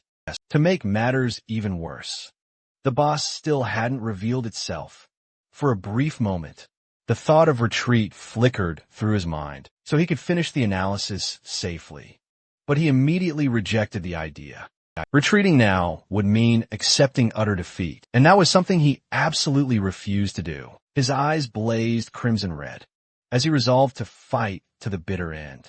Silently, he declared he would kill them all. With that fierce resolve, he unleashed his final Lotus Burst, pouring every last drop of his strength into the attack. The explosion tore violently through the battlefield, but the cost was severe. Completely exhausted, Itsuki dropped to his knees, his body trembling as he realized that, at this rate, he wouldn't last much longer. Even after unleashing so much utter destruction, the sheer number of locusts surrounding him hadn't decreased in the slightest. As the over-Mimsey's analysis climbed to 91%, he finally noticed something truly strange. Every locust after the first wave was only level 1. At that moment, understanding struck him like a bolt. The boss's skill was infinite reproduction. The ground beneath him began to shift. Then, a massive presence emerged. A terrifying locust queen revealed herself. She had been hidden beneath the earth this entire time. The system immediately displayed her status, identifying her as a monstrous level 13 entity, capable of controlling up to 110 locusts simultaneously. Itsuki understood immediately. She was the very source of this entire calamity, but his mana was completely depleted, and the analysis was still frustratingly incomplete. The situation appeared utterly hopeless. Then, just in the nick of time, a mysterious blue sphere materialized before him. The analysis finally reached 100%, and with that, he acquired a brand new skill, Mana Sense, an ability that restored 10% of his mana for every enemy detected within its range. Itsuki felt a massive surge of relief as the system confirmed this incredible detail. The skill's range exceeded a whopping 1,000 meters and actively replenished his mana. A wicked, knowing smile formed on his face as he realized the absurd, game-changing potential of this ability. With this, he could farm locusts endlessly if he wanted. Still, he decided not to drag this fight out any longer. The blue-haired woman was waiting for him outside the stage. The system then confirmed that he gained 10 points in all his attributes, and that his health and mana had been completely restored. His total stats now impressively reached 1,120, rising confidently to his feet. Itsuki prepared to hunt the boss properly this time. He released a powerful wave of blue energy that expanded across the entire battlefield, scanning everything in its path. The mana wave swiftly spread outward until it finally locked onto the Locust Queens, positioned deep underground. With his eyes intensely glowing blue, Itsuki smiled, having finally located her. Faced with this crucial situation, he prepared his final attack with absolute confidence. He acknowledged that hiding behind her children was utterly meaningless and began forming his piercing sphere, combining it with his potent passive effects. He launched the attack with overwhelming full force. The system displayed the range, a formidable 120 meters. As the orb tore through the very ground at terrifying speed, the Locust Queen was struck head-on and sent flying violently from beneath the earth. In the next instant, Itsuki appeared behind her, his body wrapped in lightning and black ice armor, with glowing eyes and a cruel smile. He concluded the battle decisively. The fight was already over. He sliced the queen apart with his ice blade, leaving her no chance to resist. As he turned his attention to the remaining locusts, he saw them descend into chaos. Without their queen's control, raising his flaming hand, he dismissed their fate, deciding to send them to join their mother. The system updated again, confirming that Lotus Burst's diameter had expanded to 65.5 meters, and that the piercing sphere's range now reached 131 meters, with his total range bonuses exceeding 1,210%. Collecting the dropped item, Itsuki noted that the harvest had been excellent and resolved to return later to further level his passive skills. As he exited the stage, the system announced a new record. 17 minutes and 7 seconds. He thought briefly that the assistant must be worried by now, and imagined the scolding he would receive. Once he got close, smiling faintly, he found her quirky concern endearing and prepared to apologize. But as he approached the exit, his smile vanished. The blue-haired woman lay collapsed on the ground, and from the darkness behind her, a pair of red eyes stared directly at him. Charles held her by the neck, his grip merciless, and calmly stated that if Itsuki had truly cleared the stage alone, then he was exactly the person Rieji was searching for. He continued calmly stating that he had already tried extracting information from her, but even while injured, the girl had not spoken a single word. At that moment, Itsuki appeared in front of him, his presence cutting through the tension like a blade, with cold, killing intent. He ordered the man to remove his filthy hands from her, promising, in return, to leave him barely able to stand. The man in the hat erupted in laughter at the threat, mocking the boy for his sudden cockiness, despite being nothing but a level 0 rookie. Without wasting a single second, Itsuki exploded forward, his body wreathed in crackling lightning, as he charged directly at his enemy. Charles's heart skipped a beat as he witnessed such incredible speed, instantly closing the distance. A primal sense of danger, screaming at him that death was imminent. Before the punch could even land, the giant wolf, Mort, appeared before him, blocking the blow with its massive head, sacrificing itself to protect its master. The system immediately detected a B-rank Shikigami, triggering overmimesis as the analysis began. Itsuki instantly realized the wolf was a Shikigami, and that the man in the hat was its user. Charles, regaining some composure, praised the boy's impressive movement and speed, finally understanding how Ogawa had been defeated, without even activating his armor. He then twisted the situation by tightening his grip on the blue-haired girl and using her as a shield, declaring Mort as his hostage. Itsuki shouted her name, Aya, while restraining the wolf. As the analysis percentage steadily climbed, Mort opened its enormous jaws and attempted to bite through Itsuki's arm, with crushing force as Charles taunted him, explaining that Mort's bite could pulverize any defense. Under 300 points. His expression instantly twisted into shock when he saw the outcome. Itsuki blocked the bite effortlessly, with his black ice arm. Before Charles could even react, a piercing sphere formed and detonated inside the wolf's mouth, blasting Mort away with terrifying force. Itsuki stated coldly that without a Shikigami, a user is completely defenseless. As the analysis climbed to 77%, Charles reeled back, stunned. He couldn't grasp if the kid standing before him was truly a rookie after all. Charles quickly blurted out that Mort had a unique response skill that drastically slashed its revival time, as if on cue.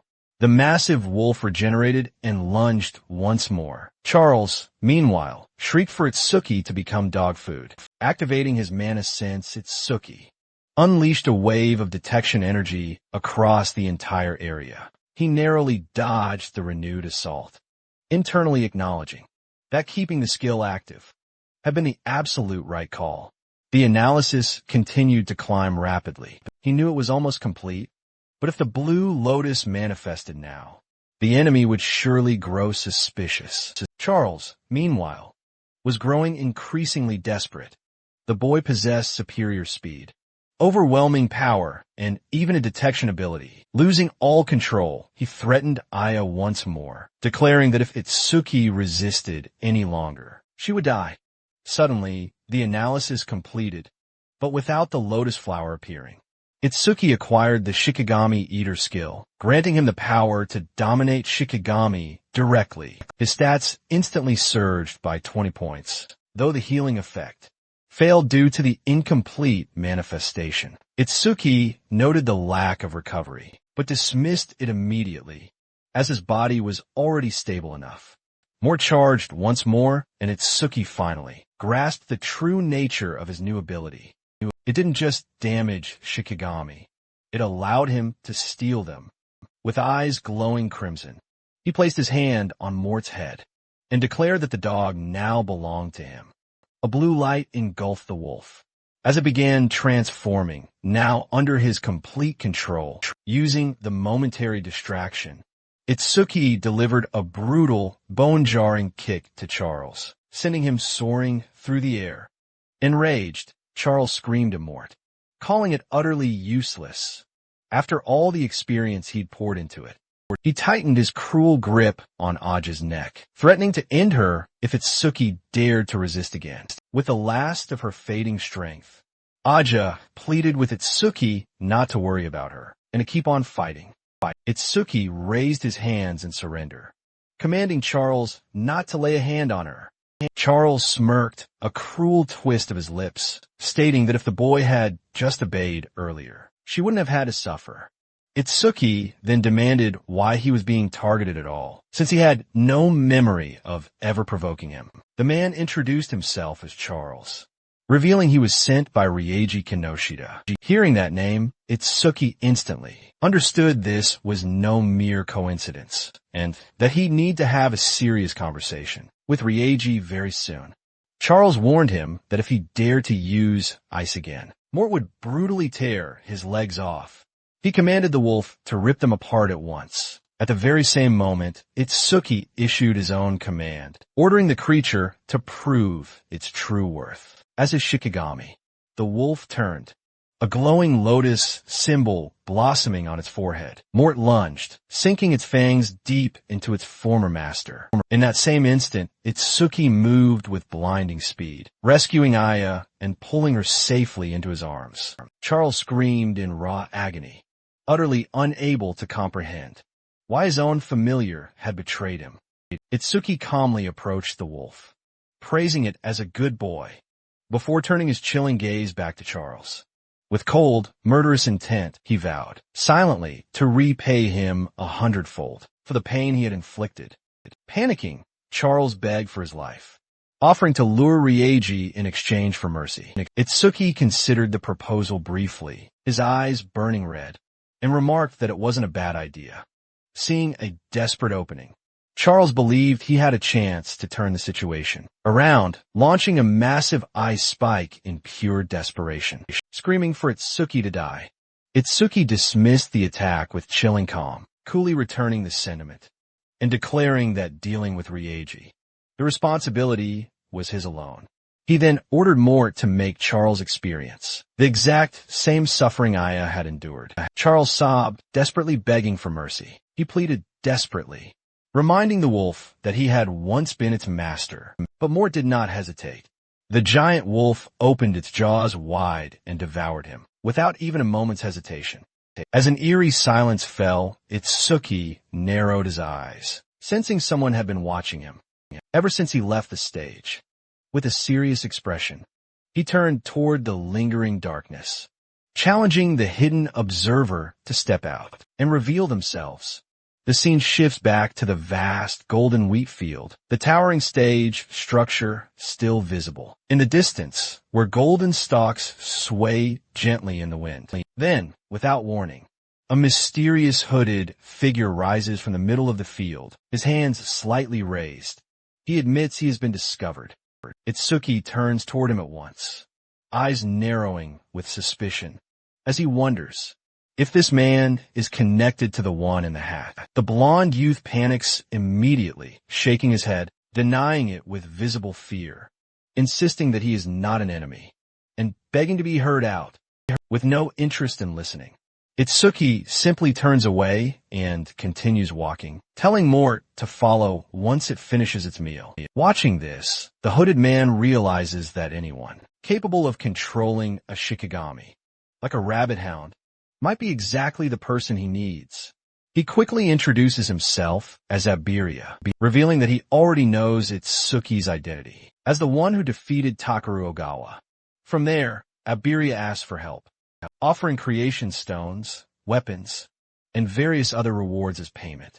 Yet, even as he speaks, confusion crosses his face, because he truly believed anyone would jump at such an incredible offer. His thoughts drift back to his father's words, that rewards must be relevant, like water in a desert or a blade for the Avenger. He suddenly realized they needed medicine for the wounded. Abiria then smiles faintly as he grasps what Itsuki genuinely requires. He warns Itsuki that walking slowly with the injured girl could cost her her life before they even reach a hospital. As proof, he dramatically produces a glowing scroll, revealing he possesses a powerful healing item. Even as Itsuki stubbornly continues walking, Abiria calls out confidently, proclaiming that his artifact can save the assistant. That finally makes Itsuki stop in his tracks. He turns back, surprised, and demands confirmation. Abiria explains that while the healing isn't instant, it's guaranteed to preserve her life. When asked if it works through clothing, he confirms it does, identifying it as a rare artifact. Only then does Abiria realize Itsuki is truly a rookie, which explains his complete unfamiliarity with artifacts. He then begins explaining that ordinary weapons are utterly useless against those terrifying disaster beasts. Only artifacts crafted by skilled artisans can harm them. He outlines the 4 artifact grades: common, rare, epic, and unique. Common artifacts merely allow damage, while rare and epic ones enhance stats and provide powerful special effects. Unique artifacts stand at the pinnacle, possessing overwhelming power, capable of altering entire battles. Abiria adds that artisans themselves aren't physically strong, but are deeply respected for their incredible creations. Itsuki silently notes that his own father is an artisan, but Abiria reveals with a smug smile that his father ranks among the top 10 in the entire world. He's already created 3 of the 10 known unique artifacts. His father is widely known as the Artisan, King of the North. Despite this impressive revelation, Abiria grows instantly irritated when he realizes Itsuki isn't listening at all. The young man has already turned away, completely uninterested in the story. Instead, Itsuki kneels and picks up the crossbow Charles dropped earlier. Examining it calmly, Abiria stares in disbelief as Itsuki assesses the weapon's use. He explains that the crossbow is a rare artifact. It can even generate its own ammo, and it's soul-bound, almost as if to prove it. The weapon then vanishes from Itsuki's hand, confirming he can store it away whenever he wants. Itsuki thanks Abiria for the healing item, then declares his next stop is none other than Reiji. Kinoshita. Hearing that name, Abiria stiffens in surprise. He admits confronting Reiji takes some serious guts, but then reveals that if Reiji is his target, then they actually share the same enemy. He explains that the Savior's national tournament preliminaries are fast approaching, with a northern venue set in District 4. As the chief's son, Reiji is monopolizing stages to level up faster and secure his spot for the main event.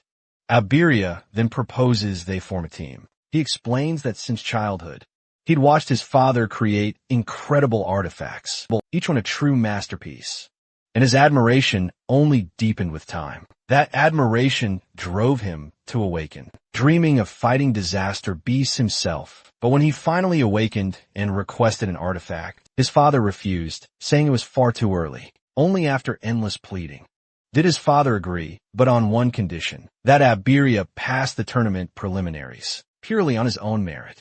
Because of that promise, Abiria declares, with fierce determination, that he must pass the preliminaries, no matter what. Itsuki found that resolve familiar and questioned why. With a father of such immense influence, Abiria hadn't simply partnered with a high-level awakened. The blond young man explained that his father had forbidden him from using the family name or any borrowed strength, insisting he earn everything through his own merit. On top of that, intelligence reports showed that nearly all powerful, independent awakened had already been recruited or bought off by Reiji Kinoshita. When Abiria learned that someone had defeated Takaru Ogawa and shattered a long-standing stage record, he immediately began investigating, eventually tracking that person down to Itsuki. After a brief silence, Itsuki agreed to the partnership, but made it clear his top priority was getting Aja to the hospital first. Abiria, however, tried to interject, already blabbering about team names and grand plans. Itsuki, meanwhile, quietly mused that this guy talked even more than Riku. As he carried Aya, his thoughts drifted to his old companions. He wondered if Riku and Seo would also be participating in the preliminaries. Far away, Riku was already deep into his training, pushing his body to its absolute limit. As sweat poured down his face, Seo watched him closely before playfully asking if he'd caught a cold, to which Riku casually replied that maybe Itsuki was just talking about him somewhere. Seo then wondered aloud how long it had been since the attack, and if Itsuki was safe, since neither of them had seen him since.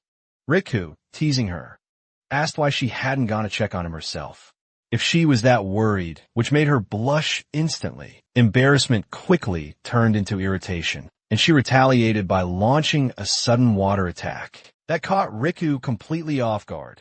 He protested the cheap shot, but Seo brushed it off, saying it was his own fault for leaving himself open during training. Before things could escalate any further, a muscular instructor appeared, ordering them both to stop fooling around. He reminded them that the preliminaries were about to begin. Elsewhere, Reiji Kinoshita stood inside a luxurious room, staring at 3 creation stones, locked inside a silver briefcase. He frowned, irritated by his subordinate's delay, and muttered that something unexpected must have happened.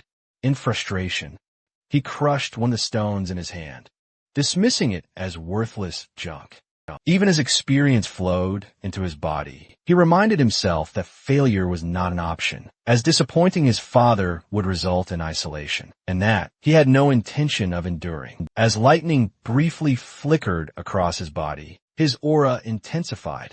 A subordinate reported that they'd secured the cooperation of 887 awakened. Reiji praised the man, remarking he was the only reliable one left. At his side, with a cold smile, he used the final creation stone, and power surged through him as his level rose to 12, his stats displaying clearly, in preparation for the battles to come. Far away, our boy stood wrapped in a faint blue aura, his expression calm, yet unshakably determined, as if he were already prepared for whatever awaited him next. Inside a quiet hospital room, he bowed his head slightly and apologized to Commander Izumi for Ajiha's condition. Izumi listened in silence before asking what should be done next, even offering to erase the rich kid and end the trouble at its source. Itsuki stopped him immediately, his eyes steady and serious, making it clear that this was something he intended to handle himself. Faced with that resolve, the commander agreed and told him to report everything in detail later. Abiria, who had been standing nearby, froze the moment he realized who Izumi was. The shock hit him hard when he understood that this man was Itsuki's master, and his first instinct was to excitedly ask for an autograph. Ignoring that, our boy stated that he would be entering the preliminaries with Abiria and then asked about Ajia's condition. It was explained that she was stable thanks to her jade butterfly and the rare healing artifact Abiria had used. Izumi's gaze lingered on the item for a moment before he calmly identified it, immediately realizing that Abiria was the son of the renowned artisan Aiden. The blonde stiffened when his father was mentioned and suddenly decided he needed to act dignified. With a smug expression and completely misplaced confidence, he introduced himself as Aiden's father instead of his son. The room fell into silence. Izumi corrected him without hesitation, pointing out he had gotten it completely backwards. A completely flustered Abiria quickly corrected his error, finally admitting that Aiden was, indeed, his biological father after all. Izumi offered his heartfelt thanks for saving his daughter and stated he'd visit Aiden personally once the tournament wrapped up. He then instructed the two young men to prepare themselves, adding that both he and Aja would be watching the preliminaries. The following day, with eager anticipation, the newly formed duo vowed they would pass without fail. Aja then remarked playfully that her father seemed to like Itsuki quite a bit, remembering fondly how Izumi had often brought her along to his meetings when she was just a child.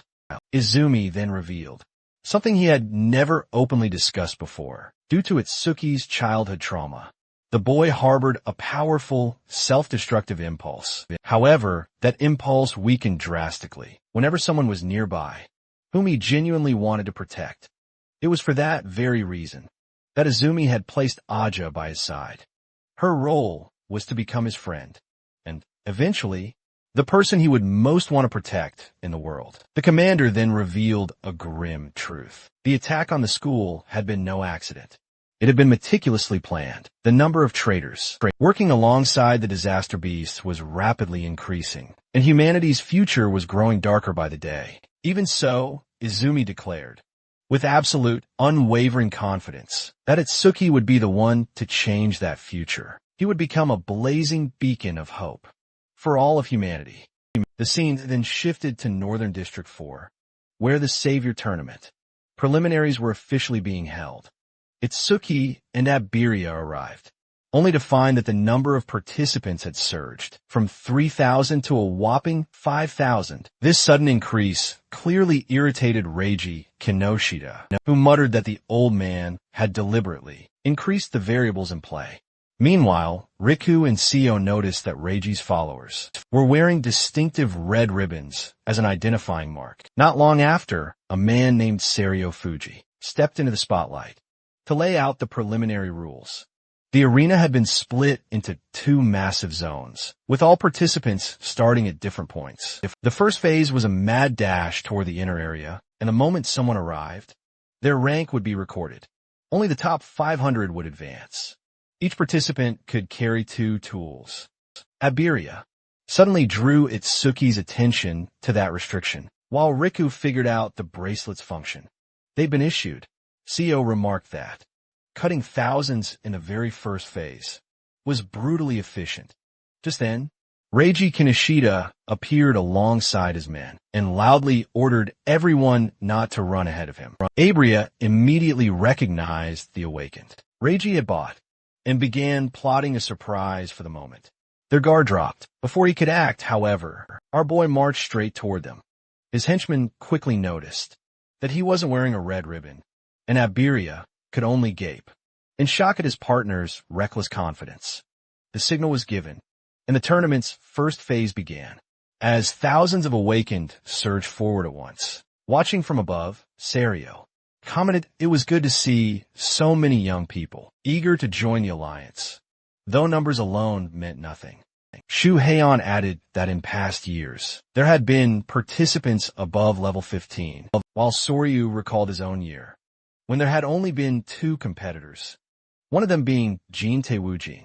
Shu remarked that events like this were dull, without a monster rookie like Taiyu Jin, and wondered if a similar genius might be present. This time, Soryu dismissed the idea, stating that geniuses of that caliber appeared only once every 100 years. Shu, however, mentioned hearing a rumor about a certain student. Commander Izumi, who had been listening quietly, he confirmed the rumor was true.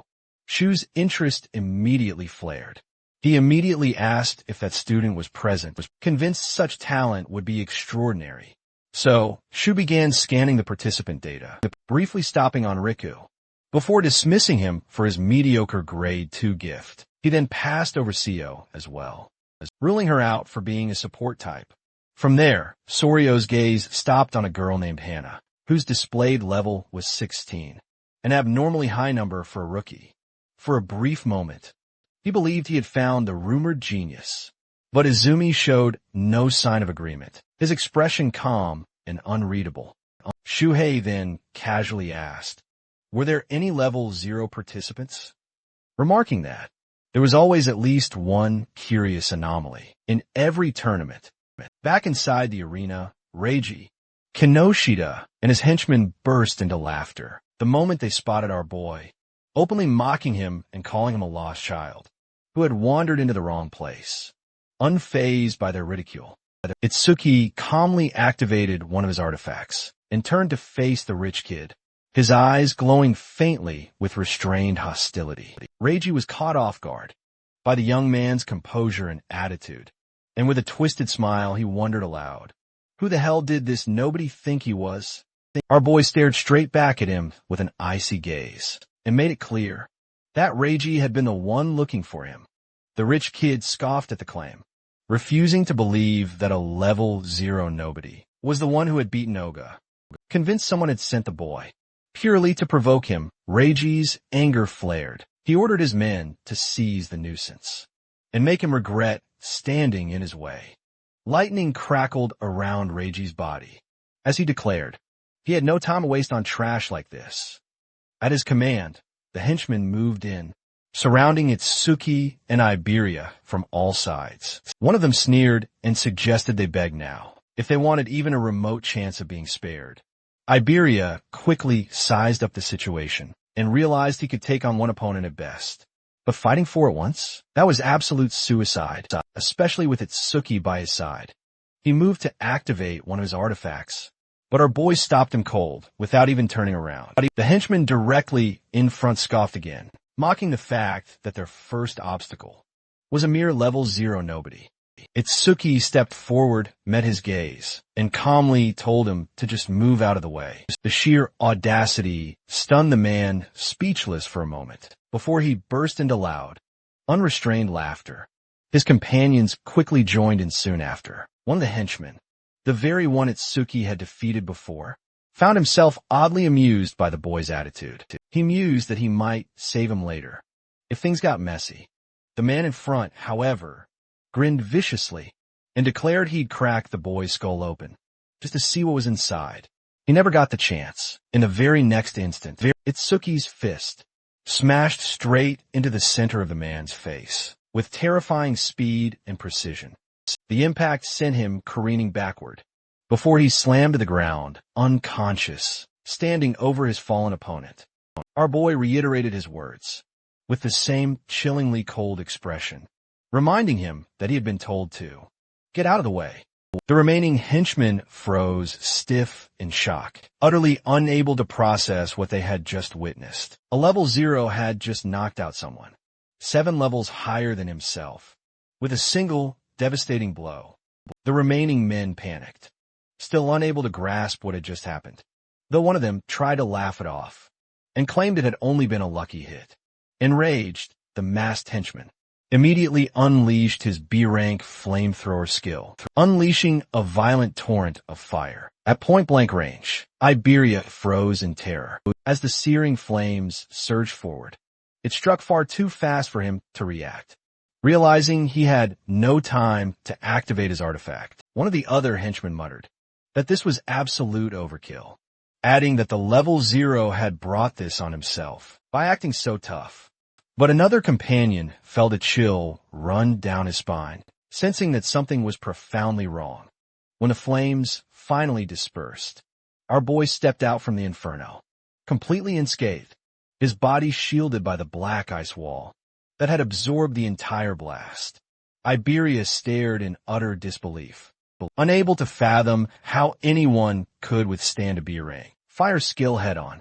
With a cold glance, Itsuki told him to step back and stay out of the fight. The system screen flickered, confirming he had blocked a B-rank fire skill, and that his defense had increased by 10%. Seeing this, our boy decided to test a theory, wondering whether the passive effect of his black ice wall would activate again if he blocked the same skill twice.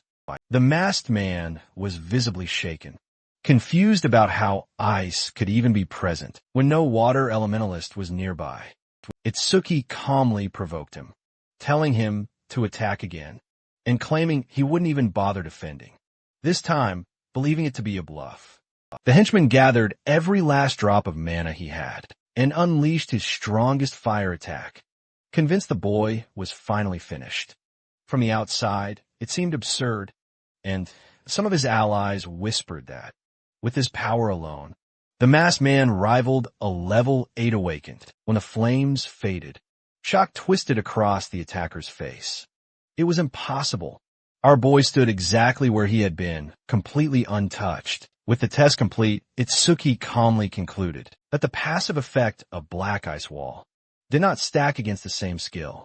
He turned his attention toward the remaining henchmen and stated that this pointless display was over. One of the brutes sneered, claiming he had already identified the boy's weakness, and he immediately unleashed his own B-rank skill, a roaring flame barrier. He then launched a relentless barrage of condensed fireballs. Itsuki questioned them, wondering if they truly thought numbers would secure their victory, then calmly raised his formidable black ice wall once more. The resulting explosion absolutely rocked the entire area, as fire violently clashed against unyielding ice. The henchmen smirked, utterly convinced that a level 0's mana pool could never endure such relentless pressure. But as the smoke finally cleared, our boy was suddenly standing right in front of them. He had crossed the entire distance in an instant, casually noting that his passive skill had only just activated. Itsuki observed the results with focused precision. The henchmen frantically tried to compensate, deciding to rely purely on brute force. But our boy simply mocked the very idea, scathingly asking if he was even trying. With a single devastating blow, he sent the man hurtling far across the entire arena. The system confirmed a minor defense increase of only 3 points, and Itsuki immediately understood that the calculation was based on his base defense rather than his total defense value. And turning his gaze to the last 2 standing henchmen, he instantly recognized their elemental alignment. Lightning elementalists. With a calm expression, he decided they would be the perfect targets to refine his Thunderwave skill.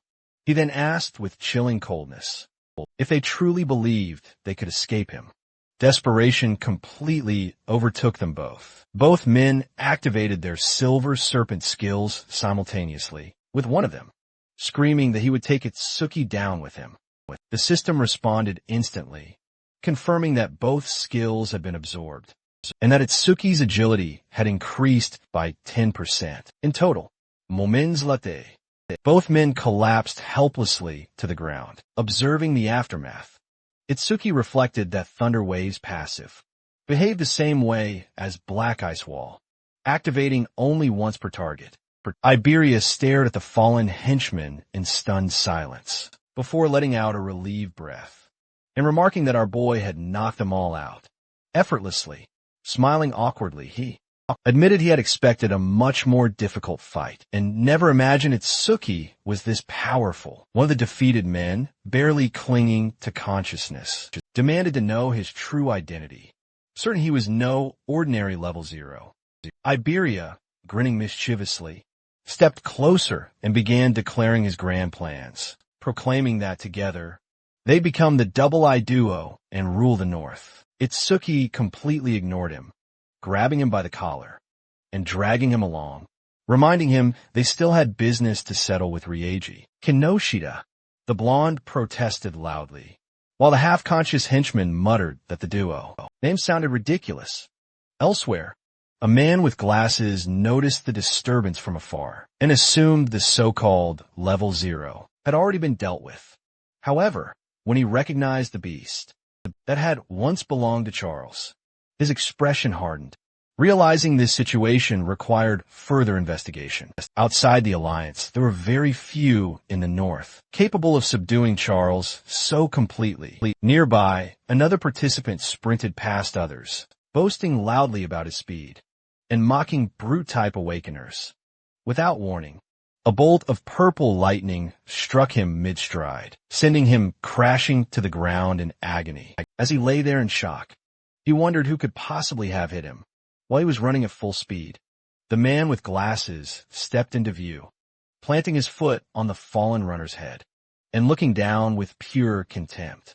His body crackled with purple lightning as he coldly remarked that this was the price for daring to run ahead of him.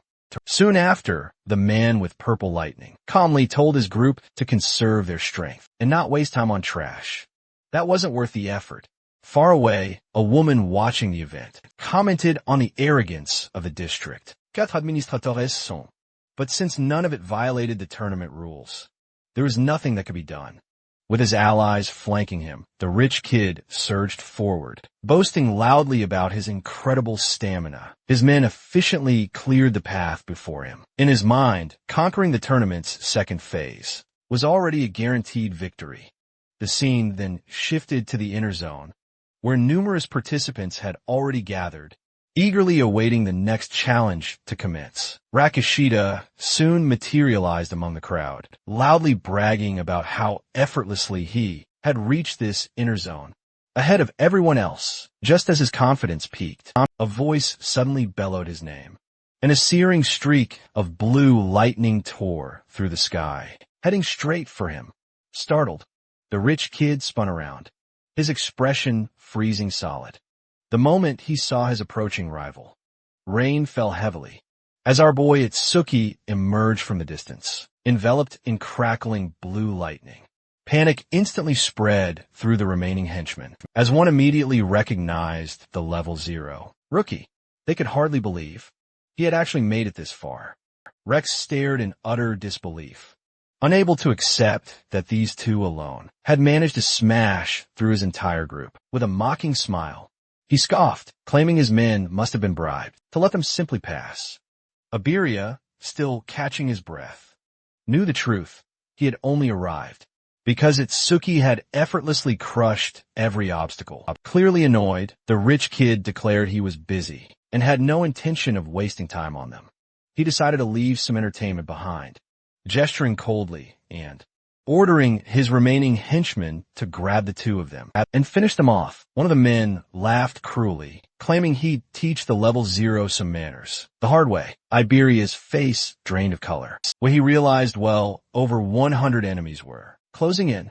But our boy remained perfectly calm, with a serious expression. He simply told Iberia to cover his ears. In the very next instant, a violent lightning shockwave exploded outward from Itsuki, striking every single henchman in range. The rich kid, he merely observed the chaos with chilling indifference, showing absolutely no concern for his subordinates. The devastating shockwave sent bodies careening everywhere, brutally clearing their entire path forward. Iberia stood utterly frozen and shocked, unable to process the sheer raw power his partner had just unleashed.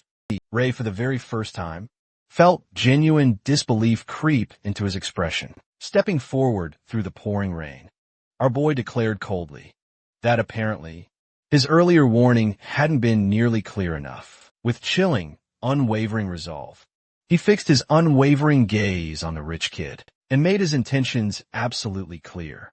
He had no intention of letting him leave here before settling this once and for all. Meanwhile, Seo and Riku finally reached the inner area, still commenting on the red ribbon groups. that had blocked their path earlier. Riku was visibly shaken by the experience, admitting that though he considered himself fast, he never imagined there could be people who could move that much faster. Elsewhere, a man named Geu loudly complained after finishing in third place, while a girl named Hannah secured a decisive first place. Her impressive status as a level 16 rookie, drawing widespread attention. Riku, meanwhile, worried that our boy might be alone and vulnerable to a group ambush at any moment. Suddenly, Sio's eyes widened in alarm as she noticed someone violently flung into the inner area. The system notification soon confirmed that Iberia had arrived and was ranked 6th, lying flat on the ground. The blond young man then shouted Itsuki's name, frantically urging him to hurry. Hearing that name echo through the inner area, Riku and Sio froze, recognizing it instantly, as they looked up and saw the familiar figure, surrounded by crackling blue lightning, standing tall before the crowd. There was simply no mistaking it. Our boy stood calmly at the very center of the inner area, as rain fell steadily around him, his overwhelming presence dominating the whole space. With a chilling, unyielding stare, he repeated his earlier declaration. He would not allow the rich kid to go anywhere until everything between them was resolved. The older man, watching from above, wondered why the rookie seemed so fixated on Reiji, sensing that things might spiral out of control. Izumi quietly asked Shu Haitin to step in if the situation became too complicated. Shu Haitin, however, was more impressed than worried, observing Itsuki's movement speed and wondering whether he himself could have moved like that in his youth. Down in the arena, Rai grew visibly irritated and warned Itsuki to prepare himself. With a twisted smile, he declared that this wasn't a battle at all, but an execution one man against everyone. In other words, it would be a 100 versus 1 massacre. The surrounding crowd closed in, their gazes heavy and hostile. For Itsuki, however, the preliminaries no longer mattered. Passing the tournament was secondary. What mattered was avenging Aja. Ri finally snapped, screaming for all his henchmen to finish the rookie at once. The mass of fighters surged forward simultaneously, completely surrounding Itsuki. One of the masked men roared that Itsuki's head was his and launched a full power fire punch straight at him. Itsuki stopped the blow with a single hand. The attacker froze in disbelief, unable to process what had just happened. A moment later, Itsuki countered with a punch to the center of the man's face, sending him flying before he could even react. Shock rippled through the group. One of the henchmen shouted for everyone to stay calm, insisting that numbers were still on their side. Itsuki faced them calmly and told them to come at him. The system notification showed his defense increasing by 10% as he decided it was time to end the foolishness. He activated Lotus Burst without hesitation. A massive explosion erupted, fire and energy tearing through the arena and swallowing the charging henchmen. Whole Iberia. Riku and Seo watched on, completely stunned and silent, as the massive blast ripped outwards. Iberia finally understood that this overwhelming power was Itsuki's real, terrifying ability. Elsewhere, a muscular man and a cat-eared girl froze, mid-movement, utterly transfixed, staring in disbelief at the distant, booming explosion. Meanwhile, a green-haired swordwoman thoughtfully observed the unfolding chaos. Even the announcer was visibly shaken, utterly unable to grasp how Itsuki could wield abilities that clearly surpassed the limits of any single class. From afar, Aya and Shu watched the spectacle intently, and Aya finally comprehended why Itsuki had been so incredibly confident, stepping onto the stage completely alone. As the dust finally settled, Itsuki calmly noted to himself that he'd only used around 30% of his full power, deliberately holding back. Since his opponents were, after all, still human, the scene then revealed Rai's henchmen, sprawled across the ground, unconscious and utterly defeated, while Itsuki stood alone, amidst the very center of the devastation, his eyes glowing with an eerie blue light.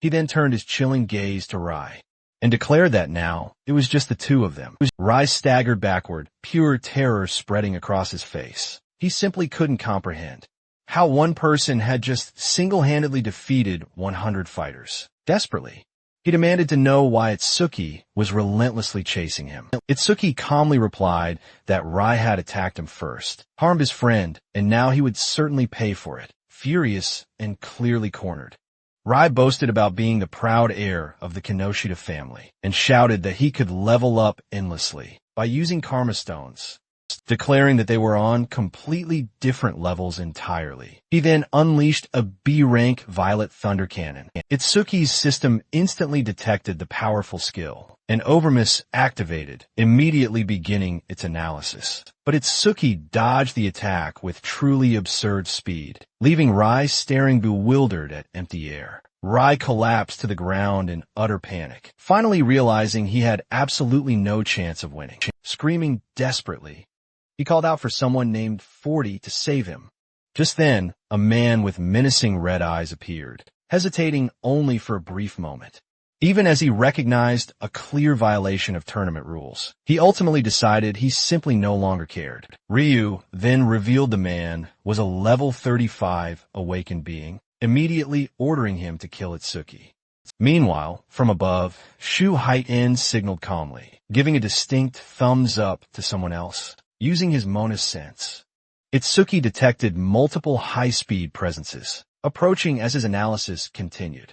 Suddenly, a massive brute descended from above, slamming violently into the arena floor. Dust exploded, flying everywhere. Itsuki remained unmoved, but before the brute could even act, Shu Haiten himself intervened, striking down the so-called 40 in a single devastating blow. He then told Itsuki to finish what he had started, with purple lightning crackling around him.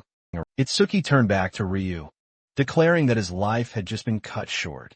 In desperation, Ryu tried invoking his family's name to threaten Itsuki and save himself. It didn't work. Itsuki attacked without mercy, beating Ryu down until he collapsed, screaming. Looking at the fallen body, Itsuki stated coldly, "This is for everything Ryu did to Aja." From a distance, Aja watched the entire scene, her face flushing red despite herself. Izumi calmly remarked that Itsuki had defeated Ryu, wondering why he was now looking in their direction.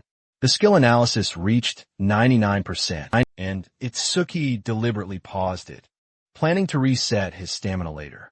Suddenly, a familiar voice called out Itsuki's name. He turned in surprise, immediately recognizing who it was. Seo and Riku had finally arrived, rushing toward him through the rain. Seo gently scolded him, worried he would catch a cold, her eyes watery with relief. Itsuki smiled, saying it had been a while, just as the system announced that he was now ranked 7th. Riku and Iberia both grabbed him at the same time, hugging him tightly, and exclaiming they were glad he was safe. Riku immediately shot a hostile glare at Iberia, demanding to know who he was. To cling to Itsuki like that with such confidence. Iberia confidently introduced himself as Itsuki's partner. It absolutely stunned everyone. Riku instantly branded him a traitor. Meanwhile, Seo remarked how rare it was for Itsuki to make friends so easily. Iberia then inquired if they had a duo name. Riku scoffed, dismissing the idea like a child's game. But before Itsuki could intervene, Iberia proudly announced their duo was called Double I, claiming it took serious effort to create.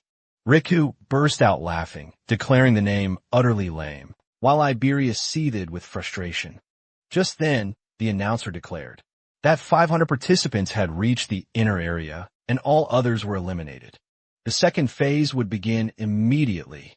For this phase, each participant would fight beasts alone for 1 hour within the arena.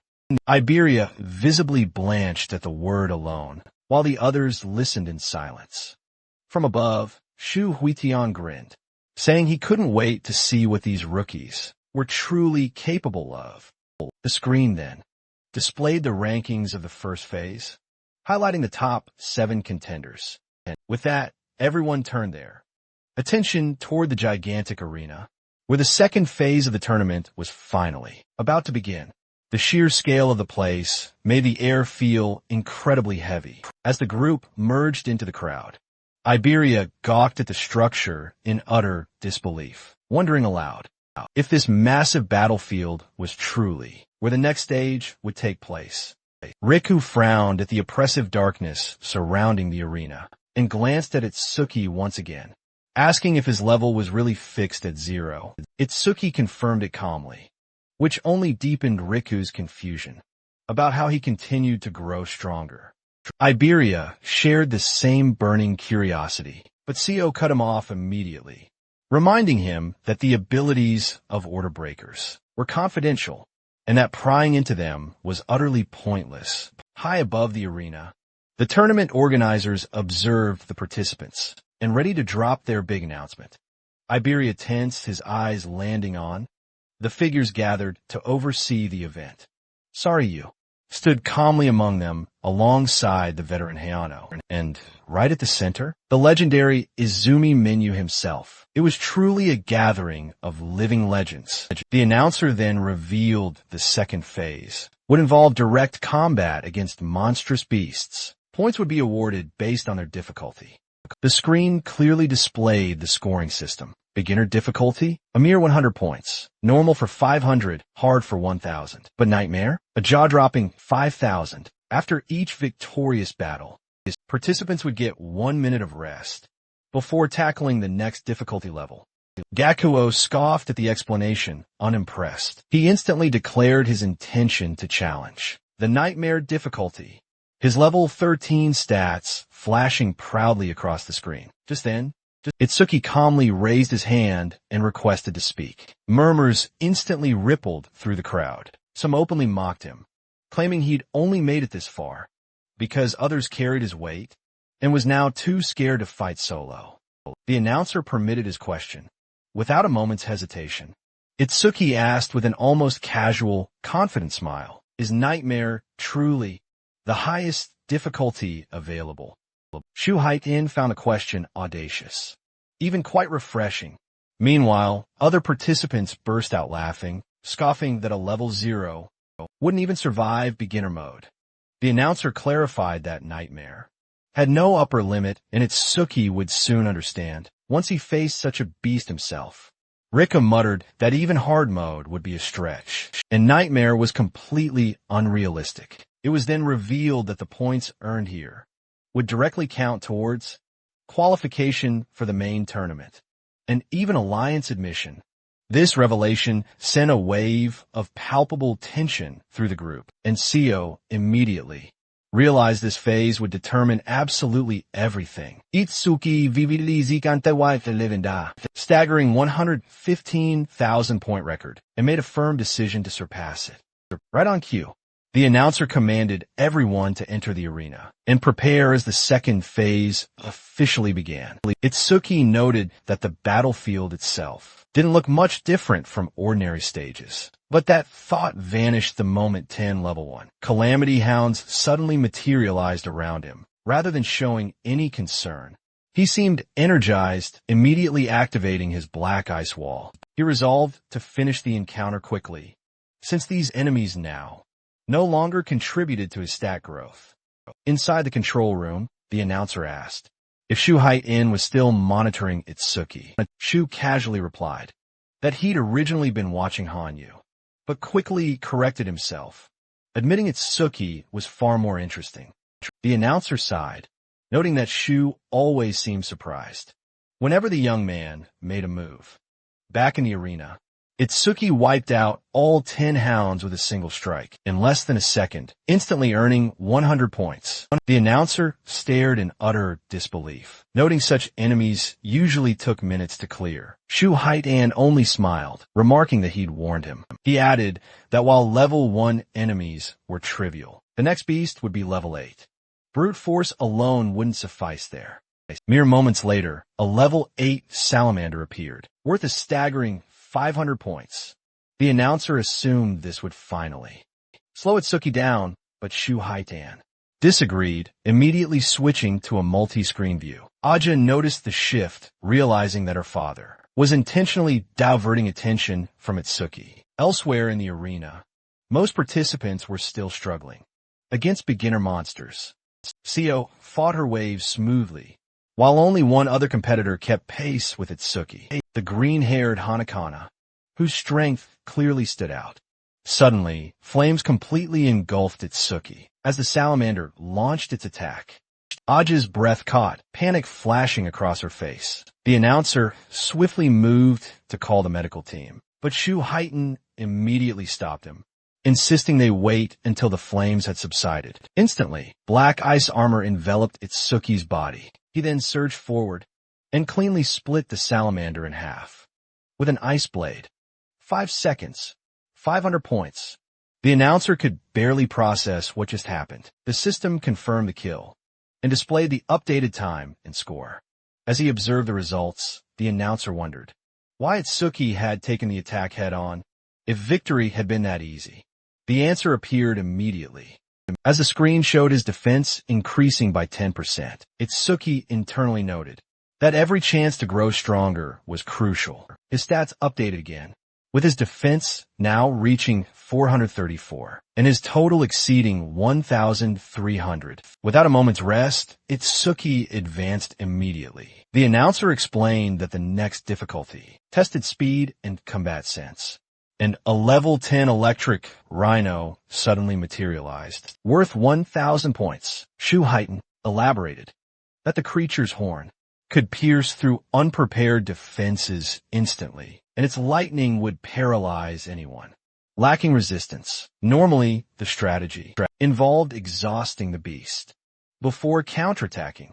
The announcer fell silent when Itsuki approached the creature directly and calmly placed his hand right on its horn. Smiling faintly, he decided it was perfect for another defense test. The rhino roared and charged. Lightning surged across its body. The impact sent Itsuki flying, but a bluish aura absorbed most of the impact. In the control room, Aya screamed his name, her voice flooded with terror. Shu Heighten only chuckled, nodding that Itsuki's actions were impossible to predict, yet somehow always exceeded expectations. The system confirmed that Itsuki had absorbed the skill, increasing his agility by 5% through Thunderwave. Red light flashed in Itsuki's eyes. He unleashed Thunderwave, fully boosting his agility by a whopping 50%. Enraged, the rhino charged again, but Itsuki vanished from its path, reappearing in a blur atop the creature's back. A swift ice blade ended the fight instantly. 7 seconds, 1,000 points. Shu Heighten had to admit that Itsuki surpassed even his own speed back in his youth, and he still wasn't even fighting seriously. The announcer's tone then darkened as he announced the final enemy of this phase, the beast everyone feared, Swift, heavily armored, armed with iron chains and a massive maw. It was the most ferocious opponent in the preliminaries. The screen then revealed its name and stats. Purgatory Giant, level 15, worth 5,000 points. Without a moment's hesitation, Itsuki activated his true piercing sphere and launched it. The system confirmed the monster's defeat instantly. Sphere speed increased by 200%. Inside the control room, both the announcer and Shu Heighten were left utterly speechless. The screen displayed the updated data. Piercing sphere speed, now 9 meters per second, with a 900% increase. 3 seconds. As the shock lingered, Itsuki calmly prepared for the next battle. The scene shifts to Riku, locked in combat against a beast, spewing violent flames from its jaws. Nearby, Seo fires her water bullets with sharp precision, knowing that if she takes down the remaining 2 enemies, she'll advance to the next difficulty tier. Elsewhere, Gakuo skips the lower stages entirely, confident he'll be the first to reach the normal class of the tournament. Moments latte, a camera fa confirms that the nightmare difficulty has been cleared in just 21 seconds, instantly ranking the participant in first place. Hana Hanu has already cleared the normal class and sits calmly while her mana recovers. Watching the rankings, Sayaku and Hana exchange glances, wondering who could possibly be faster than them. Hana's heart knows the answer with absolute certainty. It has to be Itsuki. Back in the arena, our boy stares down at the fallen giant's body. and moves on without a moment's hesitation. Inside the control room, the announcer can barely conceal his utter disbelief. A level 15 giant, annihilated with a single blow, with a dangerous smile, Shu Haitan orders the difficulty to be cranked up even further, curious to witness just how far this young man can truly go. The system immediately announces the next brutal stage of Phase 2, this time facing not one but two giants. Itsuki simply notes the increased number, nothing more. The two massive creatures charge him simultaneously, their earth-shattering footsteps shaking the entire arena. Faced with this daunting situation, our boy quickly prepares his piercing sphere, calmly deciding to take one of them down first. The attack lands cleanly, and the system swiftly confirms the defeat as the sphere speed skyrockets once more. Now reaching an astonishing 11%, the announcer wonders aloud if the sphere even has a limit anymore. Shu Haitan, however, points out that despite its overwhelming power, the ability harbors a fatal weakness. The remaining giant suddenly surges forward at an absurd speed, catching Itsuki completely off guard. He realizes instantly that this creature is far faster than anything he's ever encountered before. In the control room, the staff quickly explains that giants are often mistaken for sluggish monsters due to their colossal size, but in reality, some of them are exceptionally agile. The screen confirms these giants possess no mana, but their physical stats far exceed normal limits. Itsuki launches another sphere, aiming to strike, before the giant can close the distance. The attack connects head-on, and the system displays the monster's shocking agility and defense, both exceeding an incredible 300. Yet, to his utter shock, the giant twists its body and narrowly dodges the attack. Back in the control room, the observers realize the chilling truth at once, but the sphere is still too slow, and if Itsuki can't make it faster, he won't be able to advance. The giant retaliates with a devastating punch. Itsuki barely evades the blow as it crashes into the ground, generating violent shockwaves that tear through the arena floor. Dust and debris explode outward from the impact. Realizing the attack is dodgeable, Itsuki knows he must change his approach. To win, Shu Haitan watches closely, thinking that continuing to miss with the same technique would only prove the boy has run out of options. Instead, a wicked smile forms on Itsuki's face. If the monster is fast, then he'll simply close the distance himself. Lightning surges around his body as he activates Thunderwave, dramatically increasing his speed. The two charge at one another, the giant preparing another full power punch. The blow smashes into the ground, forming a massive crater. Yet, Itsuki continues forward through the chaos, without slowing down. In the control room, Aja covers her mouth in terror, unable to look away. The announcer panics and orders the rescue team to prepare, but Shu Haitan stops him once again, calmly insisting that they wait. The giant's power is overwhelming, but power means nothing if the attack can't connect. As the monster winds up for another strike, Itsuki deliberately draws its attention. The giant turns, only to find the young man already behind its head. At point-blank range, Itsuki releases his piercing sphere. The attack tears straight through the giant's skull. With unstoppable force, covered in lightning, Itsuki watches as the enormous body collapses, lifelessly to the ground. The system confirms the kill. The sphere's speed increases to 13%, and 10,000 points are awarded in just 12 seconds. In the control room, both the announcer and Shu Haitan stare at the fallen giant.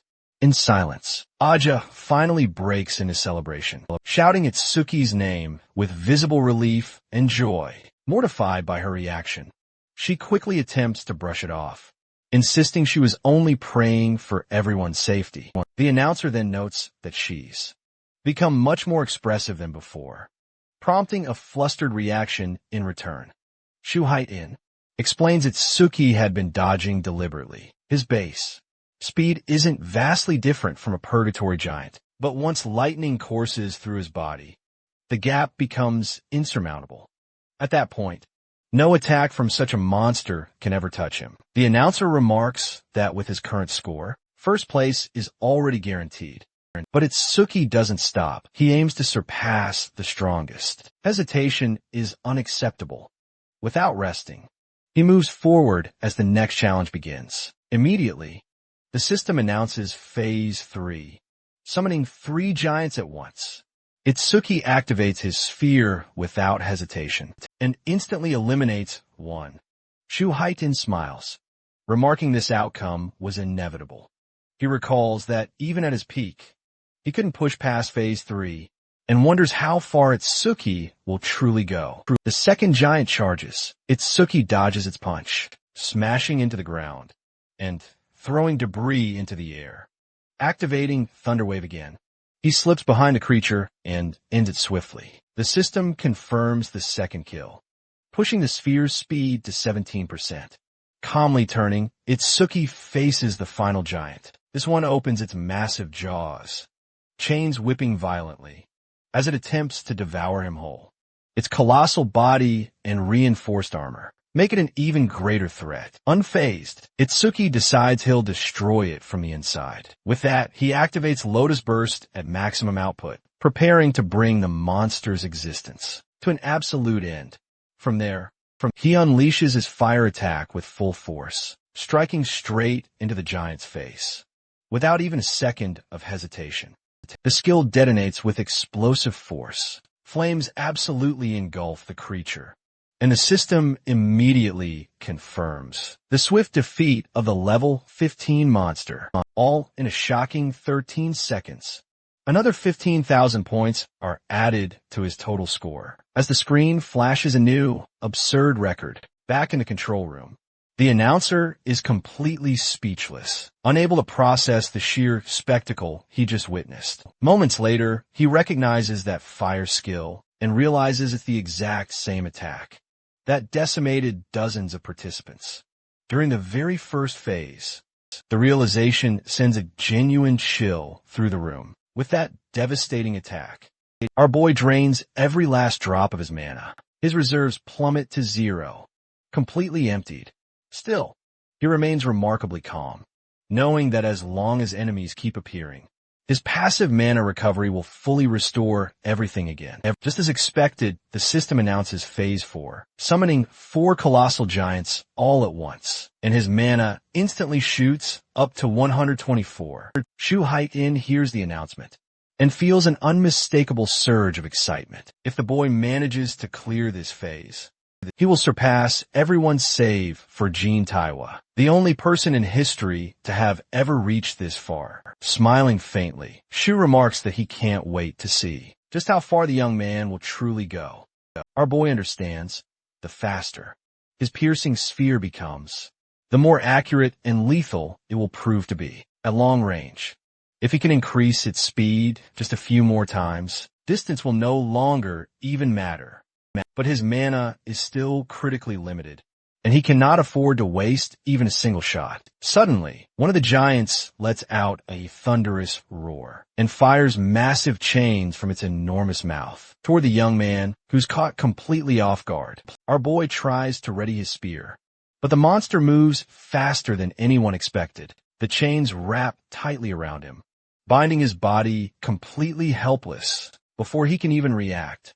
The giant brutally slams him into the arena floor. The impact is absolutely devastating. The ground collapses right beneath him as he's driven deep into a massive crater, his body battered by the sheer, absurd force. Unable to move, completely restrained, he realizes he's fallen into the absolute worst possible position. The giant raises its enormous hand high and brings it down without a shred of mercy, crushing him with overwhelming pressure. The arena trembles as the monster steps back, surveying the destruction it's just caused. Lying motionless in the crater, our boy is gravely injured. For a moment, it truly seems like the fight is over. In the control room, panic erupts. The announcer shouts for Shu Haiten to intervene. Shu hesitates immediately, his expression darkening, as memories from his own past resurface. The scene before him mirrors the moment when he himself once fell, He prepares to move, but the commander stops him with a raised hand. Izumi calmly tells him to wait. The announcer protests desperately, warning that if they delay any longer, the boy will surely die. Izumi, however, remains perfectly composed. He states that our boy still has one card left to turn the whole situation around. When asked how he knows, Izumi simply answers, "It's in the young man's eyes." Even as his body lies broken, a blue aura begins to rise around our boy. His eyes burn with unwavering determination. He has not accepted defeat. At that moment, he activates Overminds and resumes the analysis. He deliberately paused earlier. His mind recalls the fight with Ri and the Violet Thunder Cannon skill. He had intentionally stopped the analysis at 99%, saving it for a moment exactly like this. The final percentage clicks into place. The analysis reaches 100%. A blue aura floods his entire body as the system confirms the acquisition of Thunderwave. A massive blue lotus blooms, its presence visible even within the control room. The woman with glasses freezes in utter shock, and Shu Haiden just stares, completely bewildered. The screen then reveals the shocking details. Thunderwave now absorbs B-rank lightning attacks, and it increases his agility by a whopping 100%. In addition, all debuffs are instantly removed. His health is completely restored, and 20 points are added to every single stat. The blue lotus shatters. Our boy rises from the crater's depths, his body now wrapped in radiant blue energy. The warm-up is over. The Real fight begins now. The announcer is stunned. His stats have absolutely skyrocketed, and he healed faster than even a specialized healer could manage. In the blink of an eye, our boy annihilates two giants simultaneously. With his piercing sphere, its speed surging even higher. Phase 4 ends in just 31 seconds. Awarding him an incredible 20,000 points. Without pause, another giant falls, and the sphere's velocity continues. Climbing relentlessly, Phase 5 ends in a mere 57 seconds, granting him another 25,000 points. Phase 6 follows soon after, concluding in just 1 minute and 34 seconds, with an additional 30,000 points. Inside the control room, absolute silence reigns. No one can speak. No one can truly comprehend what they are witnessing. Surrounded by the fallen bodies of countless giants, our boy sits among the wreckage, staring at the sheer destruction. He briefly wonders if this place is hell, and if he himself has become the real monster. As time passes, no new giants appear. Confused, he looks around, waiting for the next phase to begin. The announcer finally breaks the silence, his voice trembling as he reaches for a large red button on the control panel. With a grave expression, he declares that the battle is over. The truth is revealed at last. Our boy has wiped out every single purgatory giant they had prepared. The announcer shouts in disbelief that the young man has completely exterminated all available giants, bringing the tournament's second phase to a truly terrifying and unprecedented conclusion. Our boy is still utterly confused. He genuinely thought the difficulty had no true upper limit whatsoever. Standing atop a pile of fallen bodies, he realizes the gap between him and Jin Taewa no longer feels so insurmountable. He's achieved his ultimate goal, accelerating his piercing sphere. The screen confirms 12 kills. The sphere's speed now hits a staggering 38 meters per second. That's faster than most cars. Surrounded by a faint blue aura, he steadies himself, ready for whatever comes next. His expression is calm, yet incredibly resolute. The camera zooms in on his eyes, glowing with a faint green light, reflecting unwavering determination. Exhaustion finally hits him hard, and he realizes he forgot something crucial. He'd fully expected more enemies to appear, but since his level doesn't increase, all that accumulated experience condenses into a tangible physical form, and a blue karma stone materializes right before him. Inside the control room, Shu stiffens in shock, instantly recognizing the stone's immense value. 10,000 points. The commander calmly explains the reason. and Shu immediately understands why. With a fixed level, the boy converts raw growth into pure, unadulterated accumulation. Shu realizes that if this boy were a monster, he'd be an absolute nightmare. Our boy picks up the Karma Stone, visibly satisfied with his massive reward. With his objective finally completed, he decides it's time to make his exit, and turns toward the exit doors.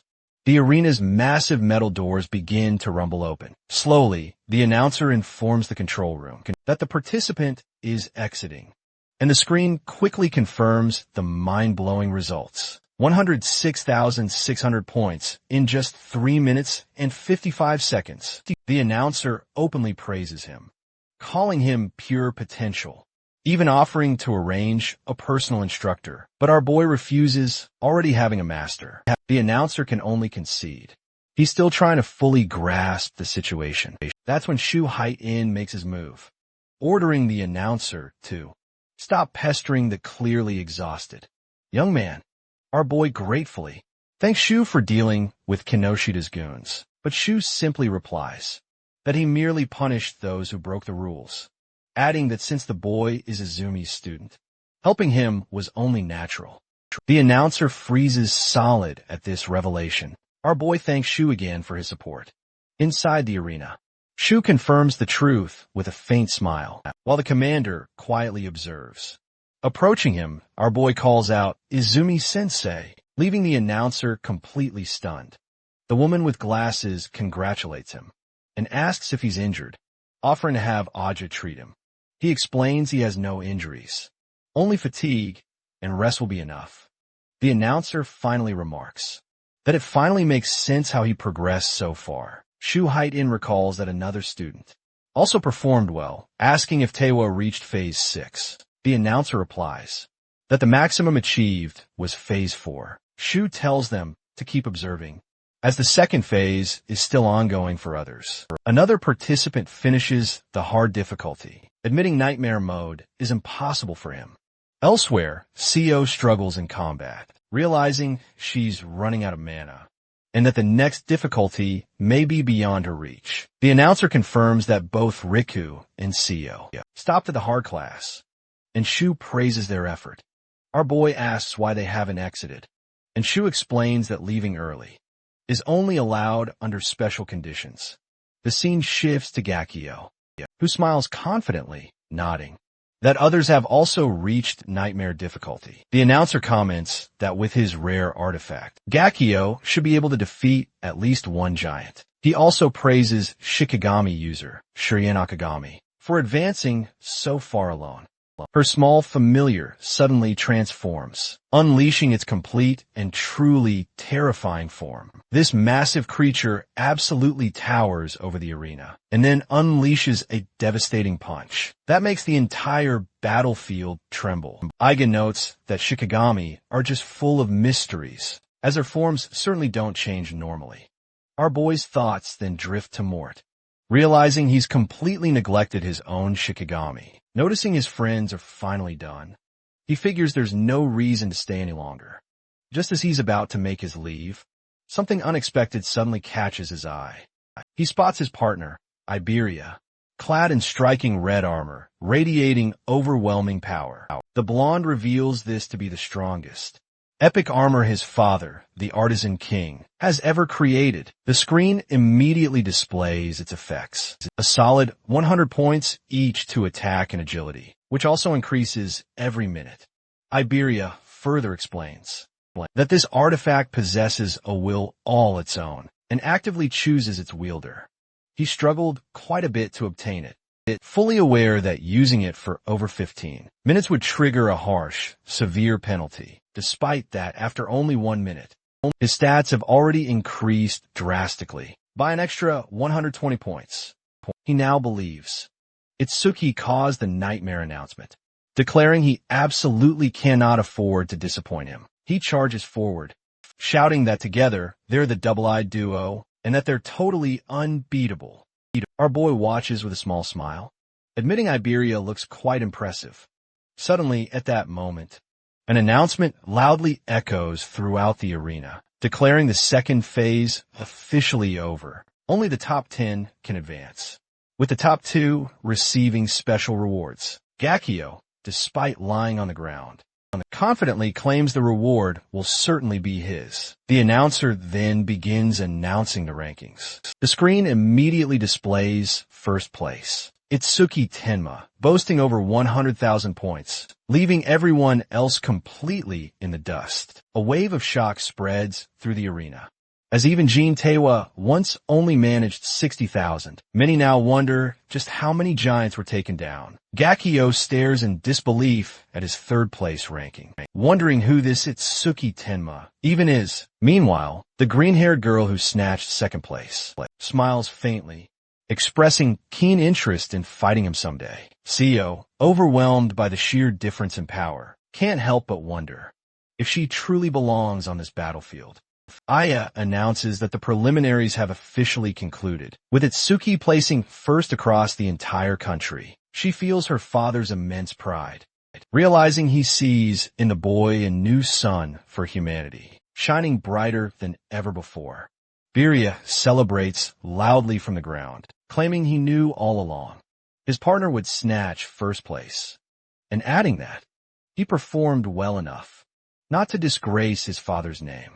Our boy helps him to his feet, telling him he did a good job, admitting une genuine surprise.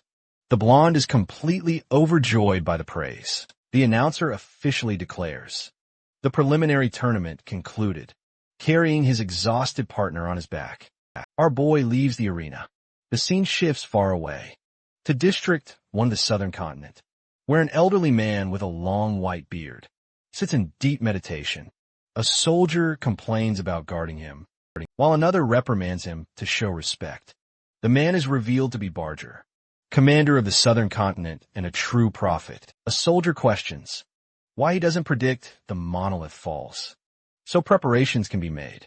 A masked attendant explains that, although Barger only sees fragments of the future, his prophetic accuracy is absolute, and that he stands on equal footing with Minu Izumi. At that moment, the old man awakens abruptly. His attendants rush to support him.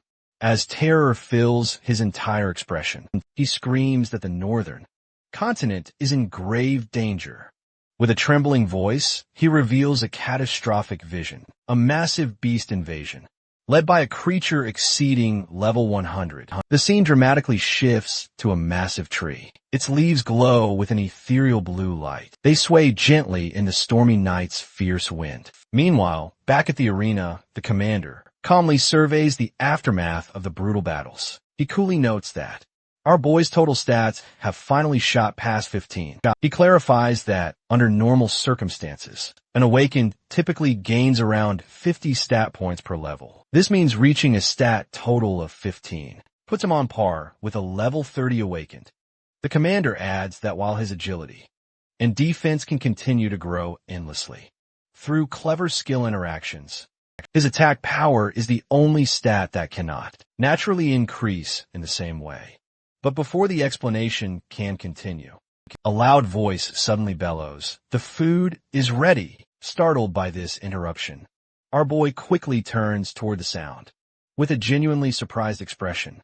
Suddenly, Seo and Riku appear together, and the guy with glasses proudly announces he's prepared a whole magnificent spread of dishes, and every single one is our boy's favorite. Our hero briefly considers the possibility that he might be able to copy an attack skill through over mimesis, even while he's eating.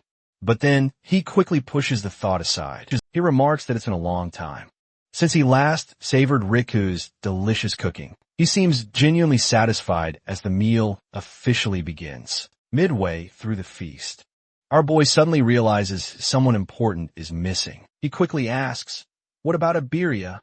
Aya explains that she treated him earlier, but the immense strain from using the epic armor completely exhausted him, so he's still fast asleep. Riku reacts in utter shock upon hearing that a mere level 7 awakened cleared the nightmare-class dungeon, something neither he nor Seo had managed to accomplish. Riku jokingly asks if his cooking scared Seo into retreating earlier, but the girl suddenly points frantically behind him with a truly terrified expression, a massive dark shadow with a single, Glowing red, I looms menacingly behind the guy, with glasses completely unnoticed by him. Drooling heavily, the figure mutters ominously about food, clearly too ravenous to wait another second. In the very next instant, the shadow reveals himself as Iberia, who lunges forward and practically tackles the table, devouring everything in sight. Riku explodes in anger, shouting about the sudden scare, and demanding to know why the blonde menace is snatching their dinner. With the table completely wiped clean, Iberia turns toward Riku, crumbs plastered all over his face, looking oddly ready for a fight. Sweat pours down Riku's face as he nervously asks if Iberia really wants to throw down. But the blonde only grins and praises the food as absolutely delicious. Riku proudly declares that his cooking restored Iberia's energy, which is why he looks so lively again. Iberia compliments the food and suggests Riku should become a chef, leaving him unsure if that was praise or mockery. Izumi interrupts the moment, announcing that, since they all aim to become saviors, he has an important question for everyone. He asks them what they fear most in the world.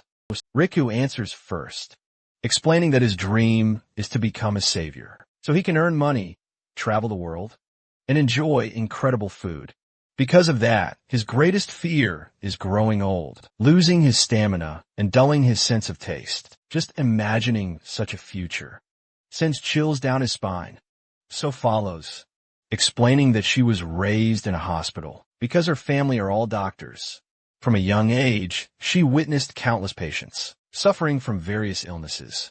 A memory flashes of a severely ill patient on a stretcher, leaving a deep impression on her mind. As a result, she developed a trauma, and now fears even catching a simple cold. Our boy finally understands why she panicked, why he sneezed earlier. A brief memory surfaces of him sneezing and CO, fleeing in terror, worried about germs. Izumi reassures her that awakened live far longer than normal humans, and rarely get sick, meaning she is safe. The commander then turns his gaze to Iberia. The blonde admits that, previously, he'd been terrified of failing the preliminaries and losing his shot at the artifact. But now, with a faint smile, he confesses his greatest fear isn't being able to fight alongside the people he cares about most. Iberia then turns the question back to our boy, leaving him momentarily speechless. The others grow curious, unable to fathom what someone so strong could possibly be afraid of. After a long pause, our boy explains that after losing his parents, he lived in constant anxiety, focused only on survival. He was consumed by anger, sadness, hunger, and helplessness. Everything began to change when CO and Riku appeared and pulled him through that dark period. A memory surfaces of them, asking if he'd caught a cold, and inviting him to eat something warm to cheer him up. With tears in his eyes, our boy admits that their kindness pulled him out of that negative world. He remembers later meeting Commander Izumi, and then forming a partnership with Iberia. Calmly, he realizes he has finally gained true companions to stand beside him. He adds that it feels less like he gained allies, and more like his family simply grew larger. With a soft smile, he admits, it's been a long time since he felt such peace, and wishes it could last forever. More than anything, his greatest fear was living completely alone. Aja notices the change immediately.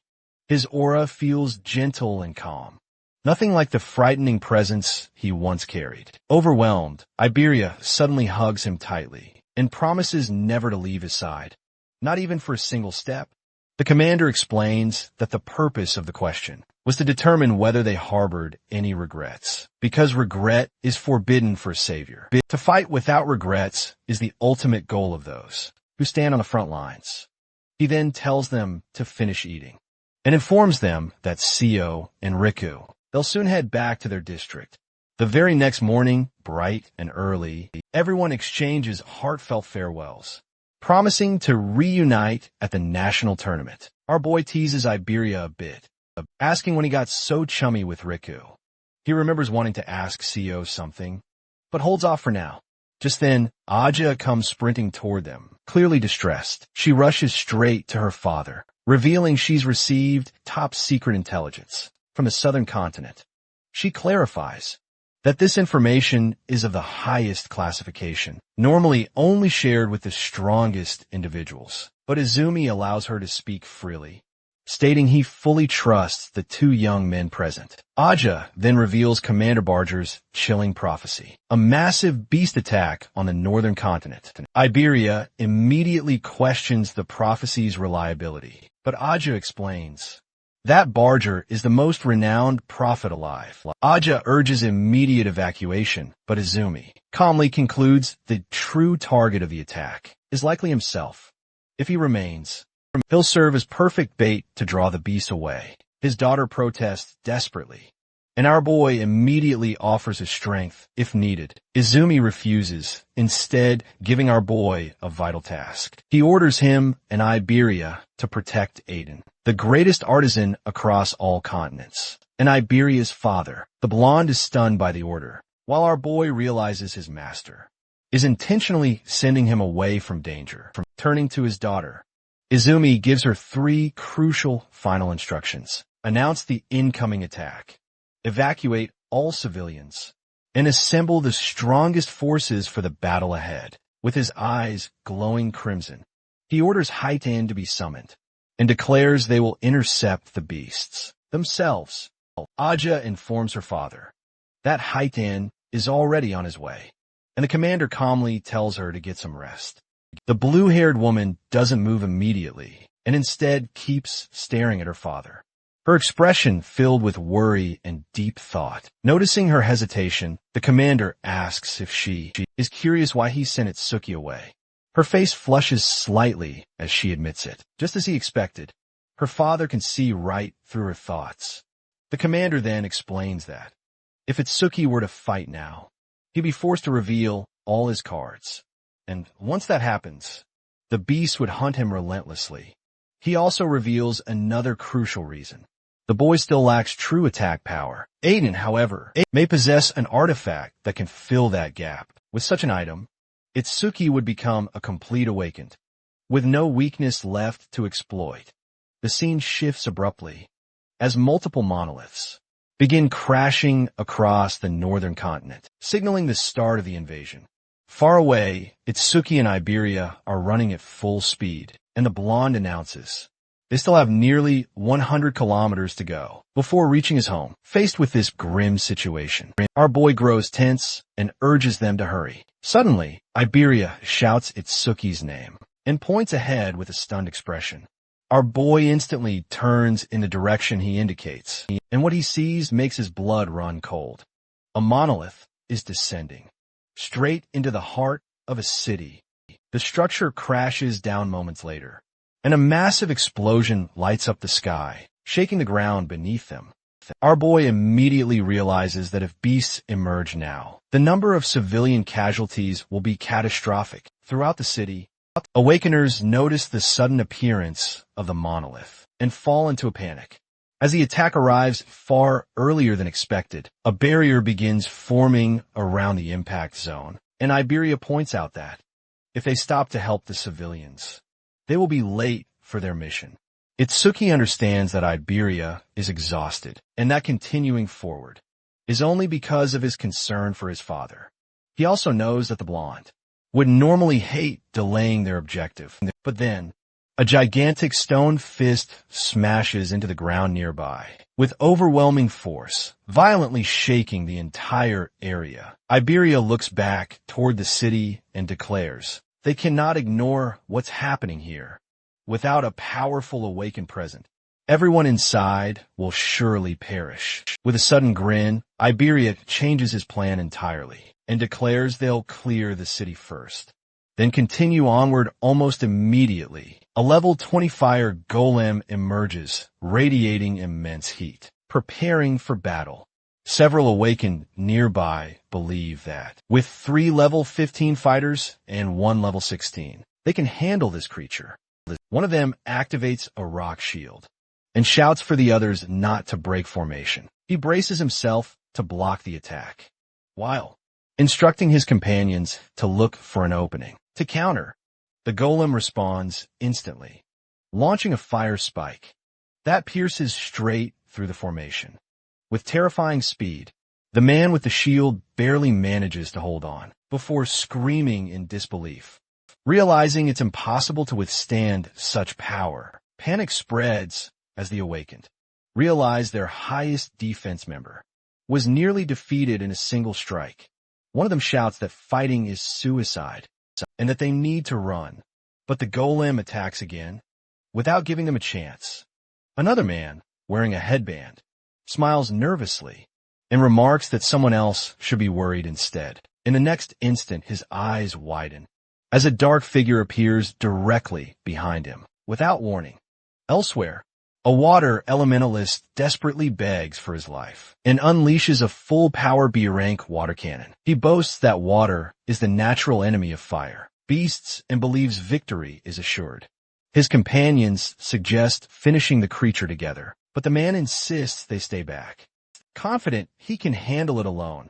Moments later, the fire golem regenerates, leaving the man frozen in shock as his ally screams for him to kill it quickly. The creature retaliates with a massive fire attack, and everyone believes the battle is lost.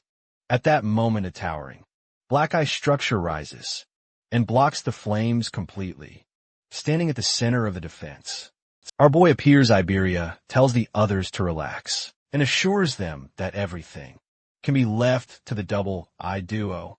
Itsuki instructs Iberia to evacuate the civilians immediately, and the system confirms another increase to his defense. Iberia remarks that they are not saviors yet, drawing scoffs from some of the awakened, one of whom accuses him of arrogance for comparing himself to Jean Taiwa. Arguments break out, as some claim they never asked for help and insist they were about to win anyway. One man eyes Itsuki's armor and wonders if it is some kind of artifact. As the chaos continues, our boy recalls something his master told him. Before they parted, Izumi had warned him that, while his black sphere was devastating, its casting time was too long for most situations. It was meant to be a trump card, reserved only for decisive moments. Back in the present, our boy realizes he cannot use the sphere here. The civilians watching from behind the barrier begin cheering at his arrival. With a steady breath, he decides there is only one option left. He will crush the fire golem with brute force. With that resolve, our boy charges forward and delivers a lightning-covered kick straight into the center of the creature's body. Thunderwave activates instantly, and he rides the momentum, leaping onto the golem's head at extreme speed. He then lands a devastating punch straight into the monster's chest, and a massive explosion erupts through the city, shaking the streets and sending debris flying in all directions. From a distance, the civilians believe the creature must have already been injured, convincing themselves that the young man only won. And because of that, in his young age, the awakened who'd been fighting moments earlier stands completely frozen, utterly dumbfounded, unable to comprehend what he just witnessed. He can't believe a level 20 fire golem failed to even land a hit on the boy. He starts wondering who this kid truly is. Elsewhere, a screen displays our boy's agility, defense, and magic stats, all heavily boosted by his active skills. Iberia comments in disbelief on his partner's speed, but our boy calmly responds. That speed alone is meaningless without power. With a determined look, he realizes increasing his attack strength has become an absolute necessity. The blonde is taken aback by this realization, having never considered it himself before, but quickly claims there's a solution. Growing excited, he asks if his partner truly wants a way to increase his attack power. Iberia then reveals that his father's warehouse is filled with artifacts, and he would certainly give him one.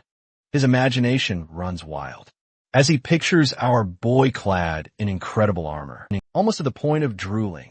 Noticing this, our boy asks what exactly he's imagining, prompting the blonde to snap back to reality and urge him to hurry without hesitation. The young man lifts his exhausted partner and tells him that if he doesn't push himself, he might not be able to fight if needed. Carrying him on his back, our boy takes off at extreme speed, leaving Iberia screaming in terror. As the scenery blurs past them, night falls as the scene shifts to a forest, and after a long sprint, the two finally arrive at their destination. Iberia stretches his arms and complains they almost fell off, but at least they made a home. Our boy questions why his house is located so deep in the forest, and the blonde explains that his father prefers peace and quiet. He also reveals that the area is packed with traps, which our boy immediately confirms by sensing dense mana traces all around them. Iberia warns his partner to stick close, to steer clear of any lurking traps. But our hero just thinks about relying on his mana sense, flashing a smug, confident grin. The blonde celebrates, thrilled that it's finally his moment to take the lead, only to instantly trigger a perfectly hidden trap. Totally mortified by his blunder, he sheepishly admits he completely forgot. Our hero then can't help but question if this place is truly his home turf. Suddenly, the surrounding mana spikes violently, and Iberia completely panics. He claims this is the absolute worst trap. Out of the shadows, an epic iron golem appears, its stats boasting a whopping 500 attack and 300 agility. Our hero is totally caught off guard, not expecting even humanoid artifacts to exist. Without wasting a second, the golem charges and throws a devastating punch straight at the blonde. Our boy reacts instantly, dodging with absurd speed, as the punch instead slams into the forest floor. The impact leaves a massive crater, sending dust and debris flying everywhere. He immediately realizes that while this artifact is incredibly strong, destroying it outright simply isn't an option, since it's there to protect Iberia's father. Turning to his partner, the young man asks if there's a way to stop it permanently. The blonde explains that the golem's power source is a karma stone, embedded right in the center of its chest, activating Thunderwave. Our boy declares that even if he lacks raw power, he's still far faster than the artifact, forming a lightning blade. He charges forward, aiming straight for the weak point. The iron golem responds by slamming both arms down with full force, but our boy doesn't move a muscle. In a single, swift motion, he rips the karma stone from the golem's chest. The artifact immediately deactivates, collapsing motionless to the ground. Holding the stone, our boy wonders if that was enough, only for a warrior's shadow to suddenly appear behind him. Iberia screams desperately for someone named Jasuk to stop, but it's already too late. A man in armor instantly appears and strikes our boy with his sword, sending him crashing to the ground. Lying there, our boy gazes up at his attacker, who looks just as utterly shocked. He wonders how the young man got so close so fast. So the warrior introduces himself as Jose Bakudo, admitting he mistook them for bandits. He can't quite grasp how he failed to sense the boy's mana until the very moment of impact. Meanwhile, our boy is far more intrigued by Jose's sword. Realizing it seemed to vanish entirely, Iberia hurriedly introduces him as his partner, but Itsuki cuts him off sharply, demanding to know where his father is. Jose explains that the master is further inside, warning them to be cautious. He adds that the old man is in a particularly foul mood. The scene shifts, revealing the artisan's furious expression. The blonde rushes forward excitedly and gleefully announces that he passed the preliminaries, proudly declaring he cleared the nightmare class. He demands the artifact his father promised him, but without warning. The old artisan slaps his son across the face, leaving him utterly stunned. Clutching his cheek, the blonde demands to know why he was hit, only for his father to shout angrily, ordering him to return the dragon equipment he took. Without permission, the blonde protests he merely borrowed it, but the old man warns him of the artifact's severe consequences. Overcome with rage, the young man declares he will never use another item made by his father again, and storms off, dropping his bag as he exits. The old artisan then turns his sharp gaze toward our boy and asks if he is Azumi's second student. Our boy introduces himself calmly, explaining he was sent to protect him due to the prophecy of the coming attack. Aiden stares at the young man for a long moment, wondering why the commander would choose someone with such an ordinary appearance. But just as that thought forms, the old artisan's expression shifts sharply. His eyes sharpen as he senses something profoundly unusual about the boy, standing before him with a dumbfounded expression. He demands if the young man's level is fixed, and moments later, the order breaker's stats materialize before his eyes. The old man immediately suspects foul play and questions whether an artifact is being used to manipulate those readings. But the young man categorically denies it. A sudden realization dawns on Aiden's face, and the pieces finally click into place. It becomes clear why the commander made such an extraordinary request. The old artisan mutters that the commander truly has a knack for shrewd deals, while our boy calmly replies that he was only sent there to protect him. Aiden then makes it clear that protection always comes with a price, and that in exchange, he must provide the young man with an artifact. The boy refuses at first, stating that he will protect him regardless. The old man says he has no qualms about parting with the item, but wonders aloud why his master would choose a flawed product for someone so important. With a flourish, Aiden produces a golden crystal, explaining that it was originally designed to double attack power and grant an astonishing 99% critical hit rate. However, he then reveals that a mysterious crack formed in its core. Because of this devastating flaw, the artifact transformed into what is now known as the broken critical crystal. Instead of boosting critical hits, it increases attack power tenfold, while setting critical hit chance to a devastating 0. Our hero instantly grasps the reason why. The artifact is useless to ordinary awakened. Since most people level up normally, their critical rate constantly resets, making the item completely impractical. Without hesitation, he takes the broken crystal into his hand, recognizing that it was tailor-made for him.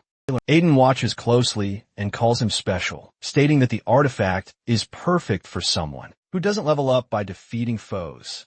The boy's critical hit rate will steadily climb, eventually hitting a perfect 100%. All this while his attacks remain 10 times stronger than normal. With that, the young man equips the artifact, and the system confirms the activation of the Iron Fist of Destruction, initially displaying a 0% critical hit rate. At first, our boy notices a problem. The critical rate only increases when he defeats enemies with higher attack power than his own.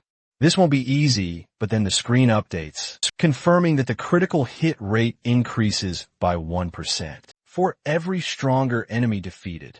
Aiden nods, saying the artifact truly suits him, and the young man thanks the old artisan, admitting that his low attack power had always been his greatest weakness. The old man remarks that they are both fighting for humanity, and wonders aloud whether the beasts already know his location.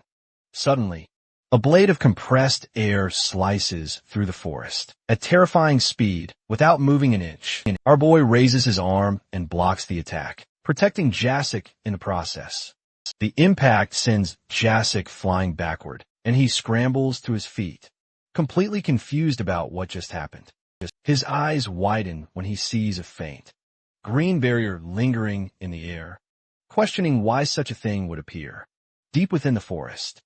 Aiden mutters that only the commanders know his location, and begins wondering if the falling monolith was truly a coincidence. Jasek warns that the beasts are coming, but our boy calmly corrects him, stating that they're already on their way. Activating his Mona's sense, he detects several hostile presences, rushing toward them at extreme speed. He announces there are 6 enemies, then immediately corrects himself. There are 8. Moments latte. Several horned demons emerge from the shadows, each one radiating overwhelming power. Their levels read 141. One creature tries a sneak attack, ambushing him from behind, but our boy effortlessly sidesteps. He activates his black ice wall, ready to take on the entire group. For a brief moment, he considers wiping them out instantly with Lotus Burst, but he hesitates. While Jasek could survive the impact, Aiden and Iberia are hiding in a cabin right behind him. He refuses to risk harming them. Instead, he manifests black ice blades, preparing to face the horde head-on. With a focused expression, he accepts that fighting alone is still his most reliable option. Suddenly, his senses flare violently. A much heavier mana wave crashes over the area, far stronger than anything he's felt before. His eyes sharpen as a massive figure steps forward. A horned guardian demon appears. Its level reading 242. Far away, seated upon a massive throne, a demon lord observes the human world with disinterest. He declares that the first wave of slaves has already been dispatched. Resting his chin on one hand, he considers which of the 8 demon kings should command the main force. One of the demons reports that an important individual has been detected within the human world and requests permission to capture him. Yamaraja, one of the 8 demon kings, questions whether this mission will be entrusted to one of them. The demon lord dismisses the idea, stating that sending a king could cost him one of his eyes. Instead, he chooses to deploy a general. With a cruel grin, he hands command of the main force to the fearsome monkey known as the Devouring Demon, one of the 8 demon kings. And the invasion truly begins.